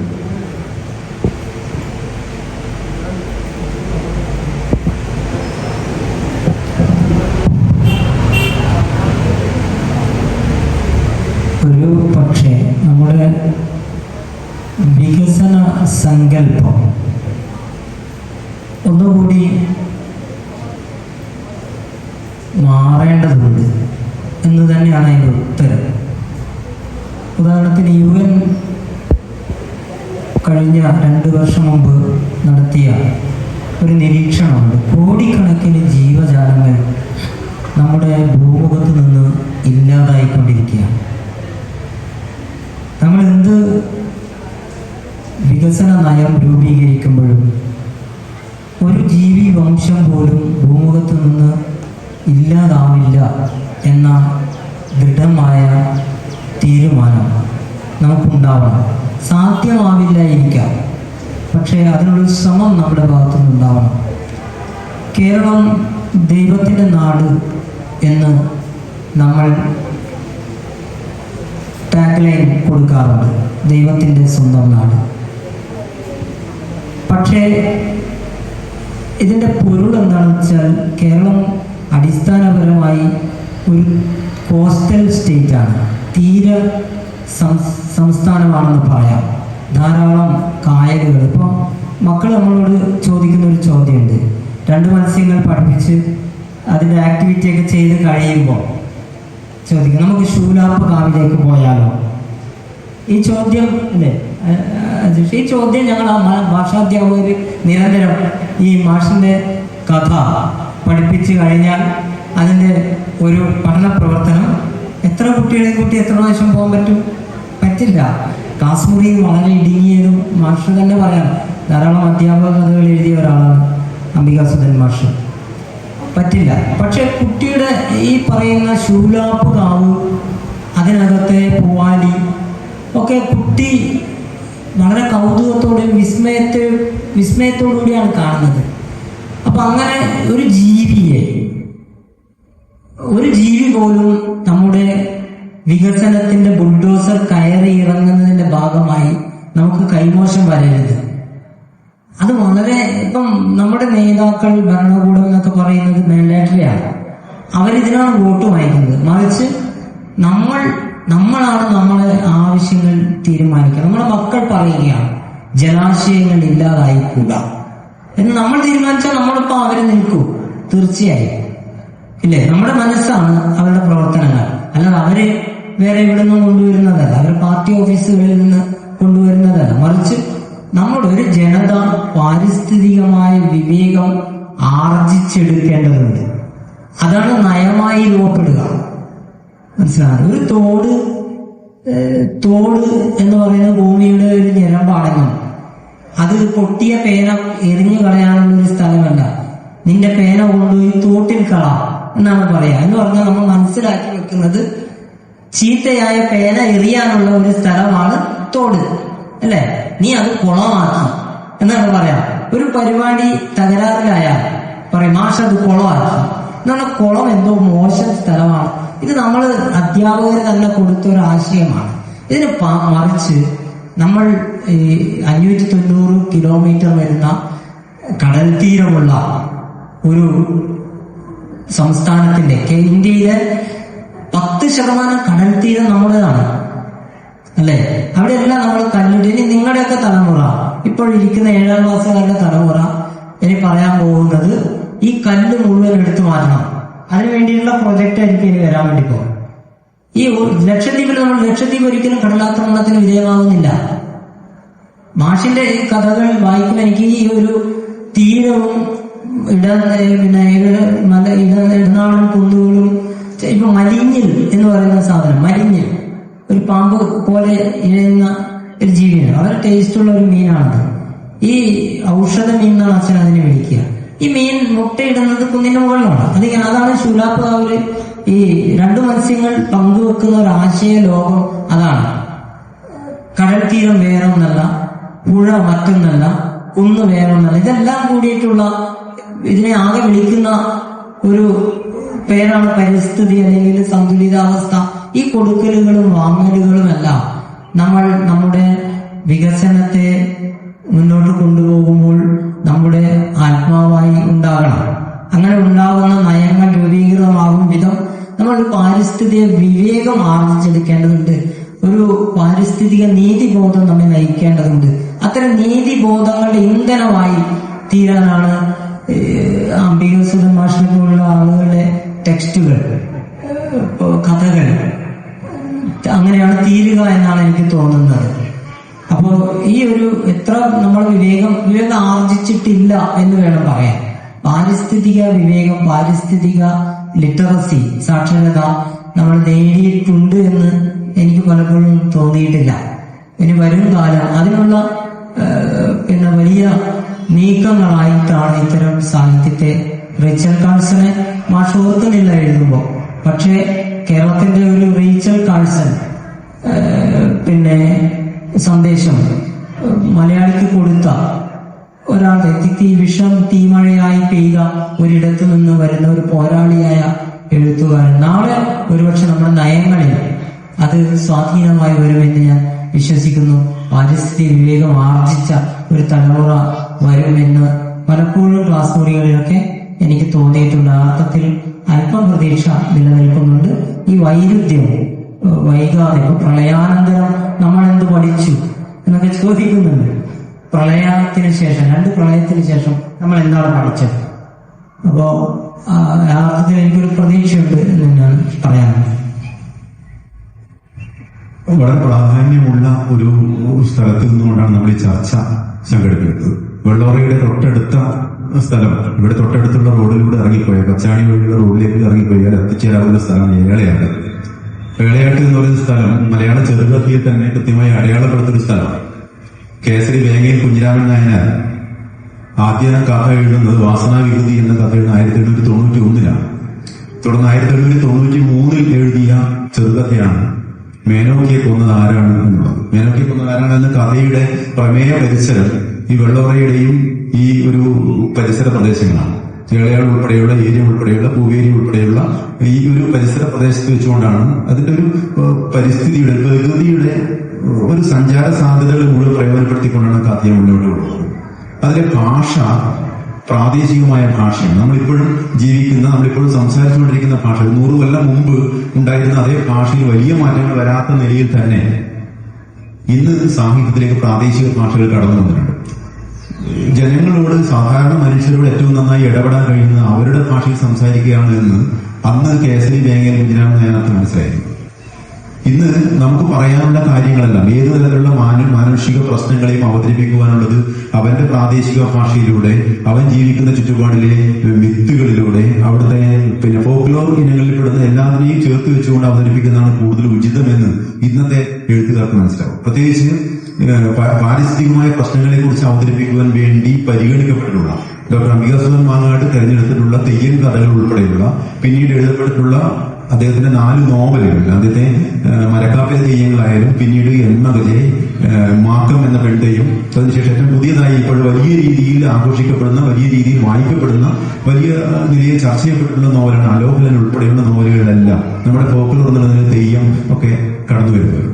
കഥകളിലുടനീളം കടന്നു, എൺമകജയിൽ മാത്രമല്ല കഥകളിൽ എൺമകജെ എൻഡോസൾഫ വിഷയമായിട്ട് വരുന്ന പൊന്നുഷത്തിന്റെ കുട്ടികൾ ഉൾപ്പെടെയുള്ള കഥകളിൽ, തുടർന്നുള്ള തെയ്യം പ്രമേയമായിട്ട് ഏറ്റവും അവസാനമായി പുറത്തിറങ്ങി പുതിയതായി പുറത്തിറങ്ങിയിട്ടുള്ള തോട്ടുങ്കര കോതി ഉൾപ്പെടെയുള്ള രചനകളിലൊക്കെ ഈ ഫോക്ലോർ പ്രധാന വിഷയമായി കിടന്നത്. പ്രാദേശിക ഭാഷയുടെ ചൂട് നമ്മൾ അനുഭവിക്കുന്നത്. എന്തുകൊണ്ടാണ് ഇത്തരത്തിലുള്ള ഒരു കാര്യം തിരഞ്ഞെടുത്തത് എന്നുള്ളത് സ്വാഭാവികമായിട്ടും അദ്ദേഹത്തിന് പറയാൻ കഴിയും. ഇത് എനിക്ക് തോന്നുന്നു സാധാരണ മനുഷ്യരോട് സംവദിക്കുന്നത് പറയാനുള്ള കാര്യങ്ങൾ ഇത് തന്നെയാണ്, ഇങ്ങനെ തന്നെയാണ് ചില കാര്യങ്ങൾ ബോധ്യപ്പെട്ടാണ്. ചില വിവേകബുദ്ധി മനുഷ്യർ ഉണ്ടാക്കിയെടുക്കണമെങ്കിൽ ഇത്തരം ഭാഷയാണ് പ്രയോഗിക്കേണ്ടത്. ഈ രീതിയിലുള്ള ആലോചനകളോട് തന്നെയാണോ യഥാർത്ഥത്തിൽ അത് അത്തരത്തിലുള്ള ഭാഷയെ സ്വീകരിച്ചെന്നുള്ളതും വ്യക്തമാക്കപ്പെടാം. ഉത്തരത്തിലേക്ക് വരുന്നതിന് മുമ്പ് അനന്തൻ നേരത്തെ പറഞ്ഞൊരു കാര്യത്തിന്റെ തുടർച്ച എന്നുള്ള നിലയിൽ ഒരു സംഭവം എനിക്ക് ഓർമ്മ വന്നു. ജപ്പാനിൽ സന്ദർശിച്ച സമയത്ത് മനസ്സിലാക്കാൻ കഴിഞ്ഞ ഒരു കാര്യമാണ്. അവിടെ 2ാം ലോക മഹായുദ്ധ കാലത്ത് മൊത്തം തകർന്നപ്പോൾ അവിടുത്തെ പ്രധാനപ്പെട്ട ഒരു ക്ഷേത്രം, മെയ്ജി ഷിൻഡോ ക്ഷേത്രം തകർക്കപ്പെട്ടു. പിന്നീട് 10 വർഷം കഴിഞ്ഞിട്ടാണ് അവർ വീണ്ടും അതേ വാസ്തുവിൽ ആ ക്ഷേത്രം കെട്ടിപ്പൊക്കുന്നത്. കെട്ടിപ്പൊക്കുന്നതിന് മുമ്പ് ജപ്പാൻകാർ ചെയ്ത ഒരു കാര്യം, 365 ഇനങ്ങളിൽപ്പെട്ട സവിശേഷ സാധ്യതകളുള്ള നല്ല മരങ്ങൾ, 1.25 ലക്ഷം മരങ്ങൾ, തൈകൾ കൊണ്ടുവന്നിട്ട് ക്ഷേത്രം എവിടെയാണോ പണിയുന്നത് അതിന് ചുറ്റുമായിട്ട് വെച്ചുപിടിപ്പിച്ചു. പിന്നെ ക്ഷേത്രം പണിഞ്ഞു തീരുന്നത് കാടിന്റെ നടുവിലാണ്. ഒരു വിദേശ രാജ്യം എങ്ങനെയാണ് പ്രകൃതിയെ നോക്കിക്കാണുന്നത്? ഒരു കാടുണ്ടാക്കിയിട്ട് അതിന്റെ നടുക്ക് ക്ഷേത്രം, മരങ്ങളൊന്നും മുറിക്കാതെ. നമ്മൾ ഇപ്പോൾ ക്ഷേത്രങ്ങൾ പണിഞ്ഞുകൊണ്ടിരിക്കുന്നത് കാവുകളായാലും, കാവുകൾ മുഴുവൻ ക്ഷേത്രങ്ങളാകുന്നു, അതിന്റെ പൊളിറ്റിക്സ് വേറെ ഉണ്ട്. ഇതിന്റെ അകത്തുള്ള മരങ്ങൾ മുഴുവൻ മുറിച്ച്, പറ്റുമെങ്കിൽ എല്ലാം മുറിച്ച് മാറ്റിയിട്ട് നല്ല ടൈൽസോ മാർബിളോ, നാഗക്കാവാണെങ്കിൽ വിശേഷിച്ച് ഗ്രാനൈറ്റാണ് നല്ലത്. പാമ്പിന് പോകാൻ നല്ല സുഖം ഉണ്ടാകുമെന്നാണ് നമ്മൾ മലയാളികൾ വിശ്വസിക്കുന്നത്. ഗ്രാനൈറ്റും മാർബിളും ഇട്ട പാമ്പിന് നല്ല സുഖമായിരിക്കും എന്ന് വിചാരിക്കുന്ന വിഡ്ഢികളാണ് മലയാളികൾ. നമ്മൾ ചെയ്തുകൊണ്ടിരിക്കുന്നത് ഇതാണ്. 2 മത്സ്യങ്ങളെ കുറിച്ച് പറഞ്ഞല്ലോ. 2 മത്സ്യങ്ങൾ എന്ന കഥയുടെ അവസാനം ഞാൻ ഭാവന ചെയ്തത് കാവ് കത്തി നശിച്ച് അവിടെ ക്ഷേത്രം വരുന്നതാണ്. കഥ എഴുതുന്ന കാലത്ത് അവിടെ ക്ഷേത്രമോ കാര്യങ്ങളോ ഒന്നും ഉണ്ടായിരുന്നില്ല, ഒരു കല്ലുണ്ടായിരുന്നു. ഞാൻ കഴിഞ്ഞ ദിവസം കഴിഞ്ഞ ആഴ്ചയിലും പോയി, മിനിഞ്ഞാന്നും അവിടെ പോയി. ഞാൻ കാണുന്നത് അവിടെ ഒരു ക്ഷേത്രം ഉയരാൻ വേണ്ടിയിട്ടുള്ള എല്ലാ സാധ്യതകളും. വലിയ മതിൽ വന്നിരിക്കുന്നു, മതിലിന് പുറത്ത് മുന്നറിയിപ്പുണ്ട്, ചെരുപ്പ് അകത്തിടരുത്. മറ്റത് ബാലാമ കൊല, മറ്റു കാര്യങ്ങൾ. മതിൽ പെയിന്റ് അടിച്ചിരിക്കുന്നു, അകത്ത് ചെറിയൊരു ക്ഷേത്രം പോലെ ഉയർന്നിരിക്കുന്നു. വൈകാതെ അവിടെ ഒരു വലിയ ക്ഷേത്രം ബ്രഹ്മകലശ പ്രതിഷ്ഠയോട് കൂടിയിട്ട് വരും. ചിലപ്പോൾ ഞാനൊക്കെ എന്റെ കമ്മിറ്റി ഭാരവാഹികളായിട്ടും ചിലപ്പോൾ ക്ഷണിക്കാൻ വന്നേക്കും. കഥ എഴുതിയതുകൊണ്ട് മാഷിന്റെ ചെയർമാൻ ആവണം എന്ന് പറഞ്ഞിട്ട് വന്നേക്കാനും സാധ്യതയുണ്ട്. കഥയിൽ ഭാവന ചെയ്തത് പിന്നീട് യാഥാർത്ഥ്യമായി കാണുമ്പോൾ നമുക്കൊരു നടുക്കം ഉണ്ടാകുന്നുണ്ട്. ആ കാവിന് ചുറ്റും നിങ്ങളിപ്പോ പോയാൽ കാണാം, 4 ഭാഗത്തു നിന്നും അക്കേഷ്യ ഒരു സൈന്യം പോലെ വരുന്നു. ഞാൻ 2 ആഴ്ച മുമ്പ് അജേഷിന്റെ ഈ സ്കൂളിൽ, ഈ കലാലയത്തിൽ IIT-യിൽ പോയിരുന്നു പ്രസംഗിക്കാൻ. അവിടെയും 4 ചുറ്റിലും അക്കേഷ്യ വരുന്നു. നമ്മൾ ചെയ്തത് 1953 അന്നത്തെ UDF സർക്കാരിന്റെ കാലത്ത് KP നൂറുദ്ദീൻ വനം വകുപ്പ് മന്ത്രിയായിരിക്കുന്ന സമയത്ത് ഓസ്ട്രേലിയയിൽ ചതുപ്പ് നികത്താൻ ഉപയോഗിച്ച മരം കൊണ്ടുവന്നിട്ട്, അക്കേഷ്യ കൊണ്ടുവന്നിട്ട് കേരളത്തിൽ സാമൂഹ്യ വനവൽക്കരണം എന്ന ഓമന പേരുമിട്ടിട്ട് വെച്ചുപിടിപ്പിച്ചു. ഇന്ന് കേരളം മുഴുവൻ അക്കേഷ്യ എന്ന ക്യാൻസർ, ഇപ്പോ മനസ്സിലായെങ്കിലും പിന്നീട് മനസ്സിലാവും ഇത് കേരളത്തെ ബാധിച്ച ഏറ്റവും വലിയ ക്യാൻസറാണ് അക്കേഷ്യ എന്ന് മലയാളിക്ക് ബോധ്യമാവാൻ തുടങ്ങിയിട്ടുണ്ട്. അടുത്ത കാലത്ത് 46 കൊല്ലം മുമ്പ് ഞാൻ അക്കേഷ്യക്കെതിരെ കഥ എഴുതിയിട്ടുണ്ട് മാതൃഭൂമിയിൽ. അങ്ങനെ എല്ലാവരും പരീക്ഷിച്ചിരുന്നു, കണ്ണുരോഗം എന്ന പേര്.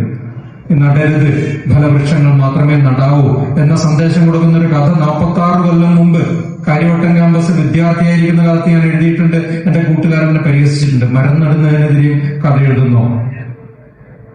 2021 ജൂൺ മാസം 26-ാം തീയതിയോ മറ്റോ ആണ് നമ്മുടെ ഇപ്പോഴത്തെ മുഖ്യമന്ത്രി ഇതേ കാര്യവട്ടം ക്യാമ്പസിൽ ഒരു പദ്ധതി ഉദ്ഘാടനം ചെയ്തിട്ടുണ്ട്. ഗൂഗിൾ ചെയ്താൽ നിങ്ങൾക്ക് മനസ്സിലാക്കാം. ഈ കാര്യവട്ടം ക്യാമ്പസില് 100 കണക്കിന് ഏക്കറയിലുള്ള അക്കേഷ്യ മുഴുവൻ മുറിച്ചു മാറ്റാനും ഫലവൃക്ഷങ്ങൾ നടാനുമുള്ള പദ്ധതി. ഇതല്ലേ ഞാൻ 46 കൊല്ലം മുമ്പ് കഥയിൽ എഴുതിയത്. 2017 അക്കേഷ്യക്കെതിരെ ഒരു വലിയ ലേഖനം എഴുതി.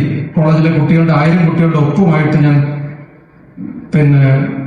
സർക്കാരിന് ഒരു മെമ്മോറാണ്ടം കൊടുത്തിരുന്നു. അക്കേഷ്യ എത്രയും പെട്ടെന്ന് കേരളത്തിൽ നിന്ന് നിർമ്മാർജ്ജനം ചെയ്യണം. മന്ത്രിസഭ അത് അംഗീകരിക്കുകയും ഞങ്ങൾക്ക് മറുപടി കത്ത് അയക്കുകയും അക്കേഷ്യ നടില്ല, ഉള്ളത് വൈകാതെ മുറിച്ചു മാറ്റാം എന്നൊരു ഉറപ്പ് തന്നത് മലയാളം ഡിപ്പാർട്ട്മെന്റ് ഞങ്ങൾ ഫ്രെയിം ചെയ്ത് വെച്ചിട്ടുണ്ട്. പക്ഷേ അക്കേഷ്യ നമ്മൾ വീണ്ടും വളർന്ന് നമ്മുടെ തൊടികളിൽ മുഴുവൻ വന്നിരിക്കുന്നു.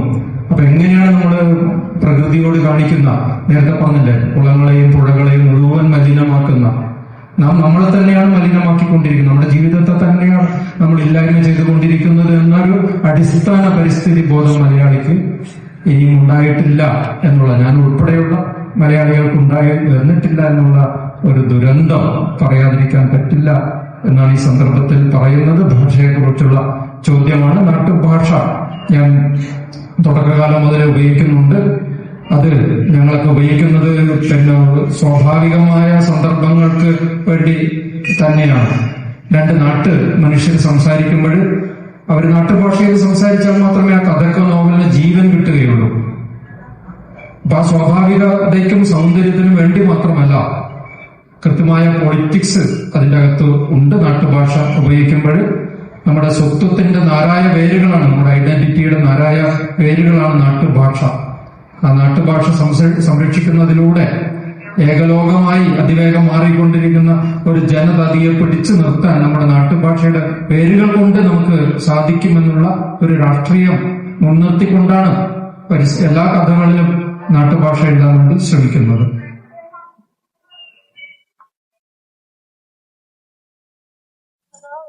സാഹിത്യം നമ്മുടെ ജീവിതം പ്രതിഫലിക്കുന്ന ഒരു സംഗതിയില്ല. പരിസ്ഥിതിയും സാഹിത്യം എന്നായതുകൊണ്ട്, ഇപ്പൊ മാഷ് ഉള്ളത് കൊണ്ട് സാഹിത്യത്തിൽ പ്രതിഫലിക്കുമല്ലോ നമ്മുടെ ജീവിതവും മറ്റെല്ലാം എന്ന പോലെ സാഹിത്യത്തിൽ പ്രതിഫലിക്കും. അതുകൊണ്ടാണ് മാഷ് ഒരു പുസ്തകം എഡിറ്റ് ചെയ്യുമ്പോൾ പരിസ്ഥിതി കഥകൾ എന്നതല്ല, പരിസ്ഥിതി കവിതകൾ എഡിറ്റ് ചെയ്തിട്ടുണ്ട്. മാഷ് മാത്രമൊന്നുമല്ല പരിസ്ഥിതിയെ കുറിച്ച് എഴുതിയത്, ഒരുപാട് ആൾ എഴുതി. സച്ചിദാനന്ദ മാഷ് എത്രയോ വർഷങ്ങൾക്ക് മുമ്പ് ഏഴിമലയെ കുറിച്ച് കവിത എഴുതിയിട്ടുണ്ട്. ഏഴിമല ഒരു സൈനിക കേന്ദ്രമാകുമ്പോൾ പുള്ളുവിന് പാട്ട് നഷ്ടപ്പെടും, പാണന് പാട്ട് നഷ്ടപ്പെടും, മുക്കുവിന് കടല് നഷ്ടപ്പെടും എന്നൊക്കെ പറഞ്ഞിട്ട് ഞങ്ങളൊക്കെ അന്ന് BA പഠനകാലത്ത് അപ്പോഴാണ് പാരിസ്ഥിതികമായ ഒരു വേവലാതി വരുന്നത്. ഏഴിമല എന്ന കവിത അതൊക്കെ നമ്മൾ വളരെ സ്വാധീനിച്ചിട്ടുണ്ട്. അപ്പോ സാഹിത്യം ഞാൻ നേരത്തെ പറഞ്ഞതുപോലെ അതിൻ്റെ ഒരു ഇന്ധനമായി മാറും. നമ്മള് പാഠപുസ്തകമില്ലാത്തൊരു ക്ലാസ് റൂം ആയിരിക്കുന്നുണ്ട്. അപ്പം എത്രയോ കുട്ടികൾക്ക് ഞാൻ ആവർത്തിക്കുന്നത് അതിൻ്റെ ഒരു പഠനാനുഭവം, ക്ലാസ് മുറിയിൽ 2 മത്സ്യങ്ങൾ പഠിപ്പിച്ച ഒരു അനുഭവം ഉള്ളതുകൊണ്ടാണ്. കുട്ടികളുടെ കണ്ണ് തുറന്നിട്ടുണ്ട് ഉറപ്പായിട്ടും. അതുതന്നെയാണ് സാഹിത്യം ചെയ്യുന്നത്. സാഹിത്യം നേരത്തെ ഉദ്ഘാടന സെഷനിൽ പറഞ്ഞ പോലെ CV ബാലകൃഷ്ണമാഷൊക്കെ ചോദിക്കുന്നത് സാഹിത്യം എന്ന് മാഷം ഉണ്ടായിരുന്നത്. എന്തിനാണ് സാഹിത്യം? ജീവിതത്തിന് വേണ്ടിയിട്ടാണോ? കലയ്ക്ക് വേണ്ടിയിട്ടാണോ എന്നൊക്കെയുള്ള ചർച്ചയല്ല, മറിച്ച് തീർച്ചയായും ഈ ചതുപ്പുകൾ പ്രധാനമാണെന്നും മലിഞ്ഞിലുകൾ, ചെമ്മീനുകൾ മുട്ടയിടുന്നത് കടലിലാണെന്ന്, അത് ഒഴുകി പുഴയുടെ അഴിമുഖങ്ങളിലൂടെ വന്നിട്ട് ഈ മുട്ട ഇതിന്റെ ശൈശവാവസ്ഥയിൽ ഇത് ഒഴുക്കി കൊണ്ടുപോകുന്നതിന് പകരം പൂറ്റികളുടെ മേലോട്ട് വളർന്നു നിൽക്കുന്ന വേരുകൾക്കിടയിൽ ഇത് സുരക്ഷിതമാണ് എന്നും, ഈ വേരുകൾക്കിടയിലാണ് അതിന്റെ വളർച്ചയുടെ പ്രധാന ഘട്ടം ചെമ്മീനുകളും മീനുകളും ഞണ്ടുകളും ചെലവഴിക്കുന്നതെന്നും അതതിന്റെ വളർത്തു കേന്ദ്രമാണ് എന്നുമുള്ള സംഗതി ഒരുപക്ഷെ നമ്മളാരും ഈ കണ്ടൽക്കാടുകൾക്കിടയിൽ സഞ്ചരിച്ചിട്ടുണ്ടെങ്കിൽ കുഴപ്പമില്ല. സഞ്ചരിക്കാത്ത ഒരു മനുഷ്യന്, ഒരു കുട്ടിക്ക്, ഒരു കുട്ടികളെ വിട്, വായനക്കാരനിലേക്ക് ഇത് എത്തിച്ചു കൊടുക്കാൻ വളരെയധികം സ്വാംശീകരിക്കപ്പെട്ട ഒരു മനസ്സിൽ നിന്ന് വന്ന ഒരു കഥയാണത്. ആ കഥ ഒരു വെറ്റ്ലാൻഡ് ഹിസ്റ്ററിയുടെ ഭാഗമാണെന്ന് ഞാൻ വിശ്വസിക്കുന്നു. കേരളത്തിലെ വെറ്റ്ലാൻഡ് ഹിസ്റ്ററിയിലെ ചതുപ്പ് നീർത്തടങ്ങളുടെ ചരിത്രത്തിൽ അതിന് വലിയ റോളുണ്ട് ആ കഥയ്ക്ക്. ഇതന്നെയാണ് സാഹിത്യം ചെയ്യുന്നത്. അപ്പോ എങ്ങനെയാണോ വിഷമഴ പെയ്ത ഭൂമിയിൽ നിന്ന് വന്ന ഒരു പോരാളിയായ ഒരു ആളുടെ കയ്യിൽ നിന്ന് നമുക്ക് കിട്ടിയ ഒരു വർക്കാണത്. മാഷ് നമ്മളെല്ലാം പിൻവാങ്ങുമ്പോഴും ആ ടെക്സ്റ്റ് അവിടെ അവശേഷിക്കും, ആ പുസ്തകം അവിടെ നമ്മുടെ ഷെൽഫിലുണ്ടാവും. എന്ത് ഡിജിറ്റലൈസ്ഡ് ആയിട്ട് യുഗം വന്നാലും പരിസ്ഥിതിയെ കുറിച്ച് വേവലാതിപ്പെടുന്ന ഒരു കുട്ടിയുടെ കയ്യിൽ ആ നോവലെത്തും തീർച്ചയായിട്ടും. അപ്പൊ സാഹിത്യം സമൂഹത്തിന്റെ എല്ലാ ദുരിതങ്ങളെയും ആനന്ദത്തെയും വേദനകളെയും ഏറ്റുവാങ്ങുന്ന, ഒപ്പിയെടുക്കുന്ന ഒരു സിസ്മോഗ്രാഫിക് ആയിട്ടുള്ള ഒരു സാധനമാണ്. നമ്മുടെ പ്രണയം പോലെ, നമ്മുടെ സന്തോഷം പോലെ, നമ്മുടെ വാർദ്ധക്യം പോലെ, നമ്മുടെ യുദ്ധം പോലെ, പക പോലെ എല്ലാം പ്രതിഫലിക്കുന്ന പാരിസ്ഥിതികമായൊരു ദുരന്തത്തെ ആവിഷ്കരിച്ച് അത് നമ്മളെ ഓർമ്മിപ്പിക്കുകയാണ് ആ കൃതി. സാഹിത്യം കൊണ്ട് മാത്രമല്ല, അല്പം ആക്ടിവിസം വേണമെന്ന് നമ്മുടെ മുന്നിൽ ഇരിക്കുന്ന കഥാകൃത്ത് പറയുന്നുണ്ട്. അദ്ദേഹത്തിന്റെ ജീവിതത്തിൽ അതുണ്ട് എന്ന് പലപ്പോഴും എനിക്ക് തോന്നിയിട്ടുണ്ട്. അദ്ദേഹത്തെ വായിക്കുമ്പോൾ, അദ്ദേഹത്തിന്റെ അഭിമുഖങ്ങൾ വായിക്കുമ്പോൾ തീർച്ചയായും സാഹിത്യത്തിന് വലിയ റോളുണ്ട് എന്ന് തന്നെയാണ് ഞാൻ അതുകൊണ്ടാണ് അച്ഛൻ ക്ലാസ്സിൽ പറയാൻ വേണ്ടി തയ്യാറാക്കി വെച്ച, അച്ഛൻ മാഷൊന്നും ആയിരുന്നില്ല, അദ്ദേഹം സ്കൂളിലെല്ലാം പോയി സംസാരിക്കാൻ വേണ്ടി തയ്യാറാക്കിയ ഒരു കുറിപ്പുകളാണ് പിന്നീട് ചൂട്ടാച്ചി എന്ന പുസ്തകമായി മാറുന്നത്. അത് ആ വർഷം ഏറ്റവും കൂടുതൽ വിറ്റഴിഞ്ഞ ഒരു കുഞ്ഞു പുസ്തകമാണ്. ഒക്ടോബറിന്റെ ആയതുകൊണ്ട് ഞങ്ങൾ പക്ഷെ കണ്ടിട്ടുണ്ടാവില്ല. ആ ചൂട്ടാച്ചി വായിച്ചിട്ട് പലരും എന്നെ വിളിച്ചിട്ടുണ്ട്, നന്നായിട്ടുണ്ട്, വേഗം വായിച്ചു തീർക്കാവുന്ന ഒരു കുഞ്ഞു പുസ്തകമായിരുന്നു അത്. അച്ഛനതിങ്ങനെ പറഞ്ഞു പോകുന്നതിന് ശേഷം ഇപ്പൊ അച്ഛനും എന്റെ കൂടെ ഇല്ല, നമ്മുടെ ഒപ്പം ഇല്ല. മറിച്ച് ചൂട്ടാച്ചി ഇപ്പോഴും ഉണ്ട് പലരുടെയും കയ്യിൽ. അതാണ് അതിന്റെ ഒരു നന്മയിൽ.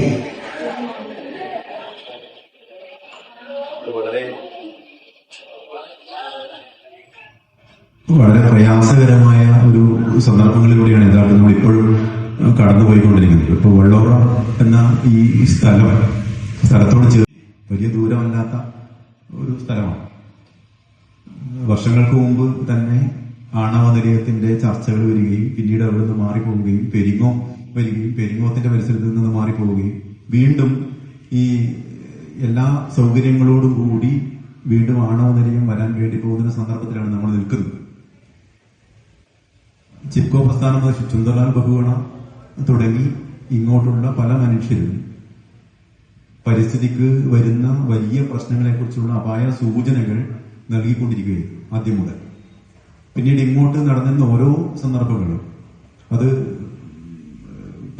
വന നശീകരണത്തെ ബന്ധപ്പെട്ടുകൊണ്ട്, അതോടൊപ്പം തന്നെ നർമ്മദ നദീതട പ്രക്ഷോഭങ്ങൾ, അതിന്റെ തുടർച്ചയായിട്ടുള്ള കരിമണൽ ഖനനത്തെ കുറിച്ചുള്ള കാര്യങ്ങൾ, ഇപ്പൊ ഏറ്റവും പുതിയതായി വന്നു നിൽക്കുന്ന ആണവ നിലയം, തൊട്ട് മുമ്പുണ്ടായതാണ്, ഇപ്പോൾ വീണ്ടും നമ്മുടെ അടുത്തെത്തിയിരിക്കുന്നത് ആണവ നിലയ പ്രശ്നങ്ങൾ, ഇതൊക്കെ അവതരിപ്പിക്കുന്നത്. ഇത്രയൊക്കെ അപായ സൂചനകൾ നൽകി കഴിഞ്ഞിട്ടും അതിനൊക്കെ എതിർത്തുകൊണ്ട് സംസാരിക്കുന്ന ആളുകളുടെ എണ്ണം വലിയ തോതിൽ ഉണ്ടാവുന്നുണ്ടെങ്കിലും ഒരുപക്ഷെ എനിക്ക് തോന്നുന്നത് അംബികാസുധൻ മാകാടിനെ പോലുള്ള എഴുത്തുകാരൻ പലപ്പോഴും ഇതിനെ നേരിട്ട് ഇത്തരം കാര്യങ്ങളെ നേരിട്ട് വിമർശിക്കും. അത് ഒരുപക്ഷെ ഇത്തരം വിമർശനങ്ങൾ അതിനെതിരെയാണ് എന്നതിനപ്പുറം അധികാര വിമർശനം എന്ന നിലയിലേക്ക് അത് മാറുകയും ചെയ്യുന്നത്. അതുകൊണ്ട് അധികാരികളുടെ കണ്ണിൽ വലിയ രീതിയിലുള്ള ഒരു സ്വീകാര്യതയൊന്നും ഒരുപക്ഷെ എഴുത്തുകാരൻ എന്നുള്ള നിലയിൽ ഇത്തരം വിമർശനങ്ങളൊന്നും ഉണ്ടാകുന്നില്ല. അതുകൊണ്ടാണ് മലയാളത്തിൽ എനിക്ക് തോന്നിയിട്ടുണ്ട്, മലയാളത്തിൽ ശ്രദ്ധേയമായ കഥകൾ, ഇപ്പൊ നേരത്തെ പരാമർശിച്ച ചിന്നമുണ്ടി ഉൾപ്പെടെയുള്ള ഗംഭീരമായ കഥകൾ എഴുതിയിട്ടുള്ള ഒരു എഴുത്തുകാരൻ അക്കാദമിക തലത്തിൽ പരിഗണിക്കപ്പെടാതെ പോകുന്നു. ഒരുപക്ഷെ ഇവിടെ ചർച്ച ചെയ്യേണ്ട ഒരു വിഷയമല്ല, എങ്കിൽ പോലും പറയാണ്, അക്കാദമിക തലത്തിൽ പരിഗണിക്കപ്പെടേണ്ട അധികാരവർഗത്തിന്റെ ശ്രദ്ധ പതിയുകയും സ്വാഭാവിക അക്കാദമിക തലത്തിൽ പരിഗണിക്കപ്പെടുകയും ചെയ്യേണ്ടുന്ന രചനകളാണ് അവയെല്ലാം. പക്ഷേ അധികാര വിമർശനം നടത്തുന്നു എന്നുള്ളത് കൊണ്ട് തന്നെ സ്വാഭാവികമായും ഇത്തരം അവാർഡുകളുടെ അല്ലെങ്കിൽ അക്കാദമിക അവാർഡുകളുടെ മുമ്പിൽ നിന്നെല്ലാം മാറ്റി നിർത്തപ്പെടുന്നു. പരിസ്ഥിതി കഥകൾ എഴുതിയ സുഖിപ്പിച്ച് എഴുതപ്പെടുന്ന ഒരുപാട് രചനകളൊക്കെ പരിഗണിക്കപ്പെട്ടിട്ടുണ്ട്. മലയാളത്തിൽ പരിസ്ഥിതി കഥകൾ പരിസ്ഥിതി പ്രമേയ പരിസരമായോ പരിസ്ഥിതി തന്നെ പൂർണ്ണമായും അതിന്റെ പ്രമേയമായോ വരുന്ന കഥകൾ ഒരുപാട് രചനകളുണ്ട്. പക്ഷെ വളരെ ശക്തമായ രീതിയിലുള്ള മനുഷ്യത്വ വിരുദ്ധമായ ഒരു പ്രവർത്തനമാണ് നടക്കുന്നതെന്ന് ബോധ്യപ്പെടുന്ന രചനകളൊക്കെ ഒരുപാട് എഴുതിയിട്ടുള്ള ആളാണ് അംബിക സുന്മാനാട്. നേരത്തെ മാഷ് പറഞ്ഞ 2 മത്സ്യങ്ങൾ പോലുള്ള കഥകൾ മാത്രമല്ല, ചിന്നമുണ്ടി എന്നുള്ള കഥ മാത്രമല്ല, അദ്ദേഹം എഴുതിയ ഏറെക്കുറെയുള്ള കഥകളിലെല്ലാം പരിസ്ഥിതി പ്രധാന പ്രമേയമായി വരികയും ചെയ്തിട്ടുണ്ട്. ഇതിലേറ്റവും ശ്രദ്ധേയമായി നമ്മൾ കാണേണ്ടുന്ന ഒരു കാര്യം, നമ്മുടെ ഇവിടെയൊക്കെ ആളുകൾക്ക് വളരെ പരിചയമുള്ള ഒരു ഇതിവൃത്തമാണ് മാക്കത്തിന്റെയും മക്കളുമായി ബന്ധപ്പെട്ടിട്ടുള്ള കാര്യം. എനിക്ക് തോന്നുന്നത് മാക്കം എന്ന പെൺതെയ്യം എന്ന രചന ഒരുപക്ഷെ ആ കഥയെ മാത്രം നേരിട്ട് പറഞ്ഞു പോകാവുന്ന ഒരു രചനയാണ്. പക്ഷെ അതിന് ആ ഒരു ഫോക്ലോർ ഇതിവൃത്തമാക്കിക്കൊണ്ട് ആ രചന നിർവഹിക്കുമ്പോൾ പോലും അതിന്റെ പ്രധാനപ്പെട്ട അന്തർധാരയായിട്ട് നിൽക്കുന്നത് പരിസ്ഥിതി തന്നെയാണ്. ഒരുപക്ഷെ നമ്മൾ ഇന്ന് പുതിയ കാലത്ത് നമ്മൾ കാണാതെ പോകുന്ന ഒരുപാട് കാര്യങ്ങളെ, പരിസ്ഥിതിയുമായി ചേർന്നുള്ള കാര്യങ്ങളെ ആ നോവലിലൂടെ അവതരിപ്പിക്കാൻ വേണ്ടി ശ്രമിക്കുന്നത്. അതിനെക്കുറിച്ച് ഒന്ന് വ്യക്തമാണ് സർ. അല്ലോഹലൻ എന്ന നോവൽ എഴുതുമ്പോൾ 14-ാം നൂറ്റാണ്ടിലെ ഒരു നാടുവാഴിയുടെ കഥയാണ്. കുട്ടികൾക്കൊക്കെ വായിച്ചാൽ നന്നായിട്ട് മനസ്സിലാവുക. വായിച്ചു? Very good. ഏത് ക്ലാസ് പഠിക്കുന്ന കുട്ടിയാണ്? ഇനി +2. ഓക്കെ, ഇഷ്ടപ്പെട്ടു. ചെറിയ കുട്ടികൾക്ക് പോലും മനസ്സിലാവും ഞാൻ എഴുതുന്നത്.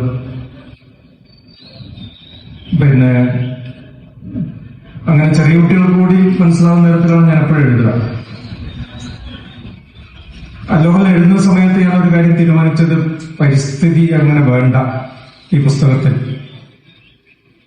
എന്ന് തീരുമാനിച്ചുവെങ്കിലും നോവൽ എഴുതി വരുമ്പോൾ ഇതിങ്ങനെ തിക്കിക്കയറി വരികയാണ്, രക്ഷയിൽ എഴുതാതിരിക്കാൻ പറ്റുന്നില്ല. അതുകൊണ്ട് അല്ലോഹലൻ എന്ന നോവലിൽ ഉടനീളം പരിസ്ഥിതി ബോധമുണ്ട്. അപ്പൊ അത് ഒഴിവാക്കിയിട്ട് എഴുതാൻ പറ്റുന്നൊരവസ്ഥയല്ല. അപ്പൊ അത് എന്തെഴുതുമ്പോഴും ഇതിങ്ങനെ കയറി വരും. നമ്മുടെ ഒരു സഹജഭാവമായതുകൊണ്ടായിരിക്കാം അങ്ങനെ വരുന്നത് എന്ന് തോന്നിയിട്ടുണ്ട്. മാക്കം എന്ന പെൺതെയ്യം എന്ന നോവൽ, മാക്കം ഒരു 100 തവണ കണ്ട ഒരാൾ എഴുതിയതാണ് എന്ന് തോന്നും വായിക്കുന്നവർക്ക്. പക്ഷെ മാക്കം എന്ന തെയ്യം ഞാൻ ഇതുവരെ കണ്ടിട്ടില്ല എന്ന് പറഞ്ഞാൽ ആരും വിശ്വസിക്കില്ല.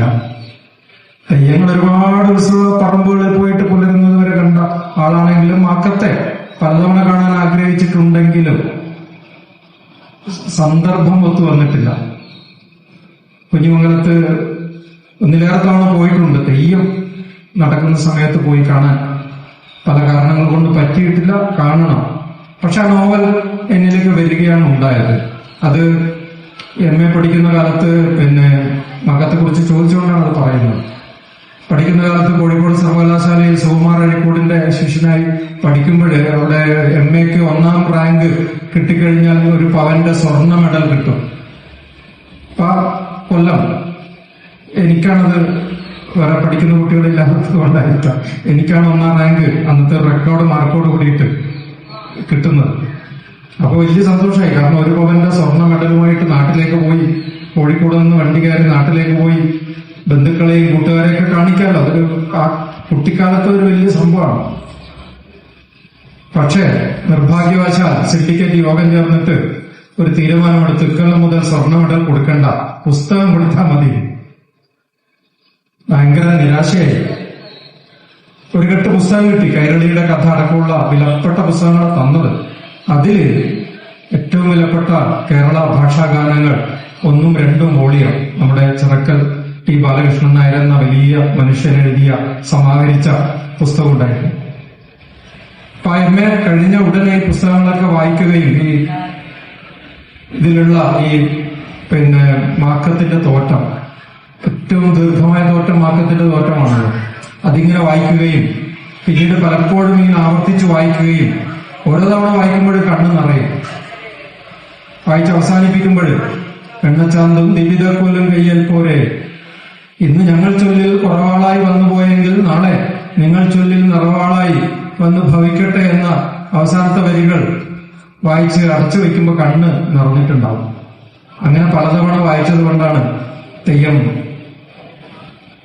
ഒരുപാട് തവണ മനസ്സിൽ കണ്ടതുകൊണ്ടാണ് അനായാസമായിട്ട് എനിക്ക് മാക്കം എഴുതാൻ കഴിഞ്ഞത്. അപ്പോ അതും എന്നിലേക്ക് വന്നു എന്ന് പറയാം, വേണമെങ്കിൽ അങ്ങനെ പറയാം.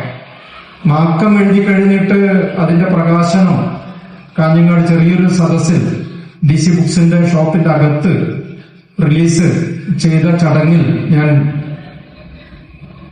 അത് കഴിഞ്ഞിട്ട് പിറ്റേന്ന് ഞാൻ പറമ്പ് എന്ന് പറയുന്ന 44 കിലോമീറ്റർ ദൂരെയുള്ള സ്ഥലത്തേക്ക് എന്റെ സുഹൃത്തുക്കളെ കൂട്ടി വണ്ടിയെടുത്ത് കാറെടുത്തിട്ട് ഓടിച്ചു പോവാണ്. അപ്പൊ അവിടെ തേറ് എന്ന് പറയുന്ന ഒരു തെയ്യം കലാകാരനുണ്ട്.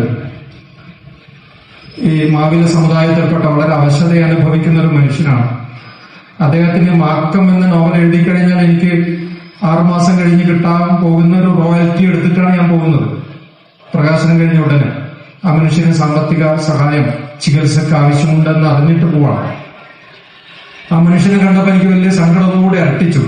കാരണം 86 വയസ്സിൽ 75 കൊല്ലം തെയ്യം കെട്ടിയ ദൈവമായ, ഒരു ദിവസം 2-3 തെയ്യം ഉണ്ടെങ്കിൽ ആ മനുഷ്യൻ ദൈവമായിരിക്കുമല്ലോ മിക്കവാറും സമയത്ത്. അങ്ങനെ 80 കൊല്ലം ദൈവമായി മാറിയ മനുഷ്യന്റെ അവസ്ഥ കണ്ടപ്പോ, ആ വീടിന്റെ അവസ്ഥയും അദ്ദേഹത്തിന്റെ ചികിത്സാ സൗകര്യങ്ങളുടെ പരിമിതിയൊക്കെ കണ്ടപ്പോ വല്ലാണ്ട് സങ്കടം തോന്നി. ആ യാത്ര കഴിഞ്ഞ് വരുമ്പോഴാണ് എന്റെ മനസ്സിൽ മുമ്പുണ്ടായ 2-3 ഇൻസിഡൻസ് കൂടെ ചേർന്നിട്ട് കാരക്കുളിയൻ എന്ന കഥ പുറകെടുക്കുന്നത്.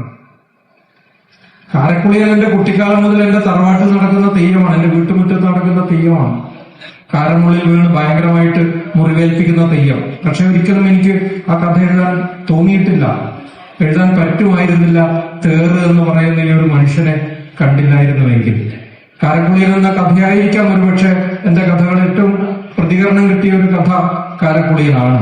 എന്റെ തെയ്യം കഥകളിൽ ഏറ്റവും മികച്ചത് ഒരുപക്ഷെ പഞ്ചുരുളിയോ കാരക്കുളിയനോ ആയിരിക്കാം എന്ന് എനിക്ക് തോന്നുന്നു.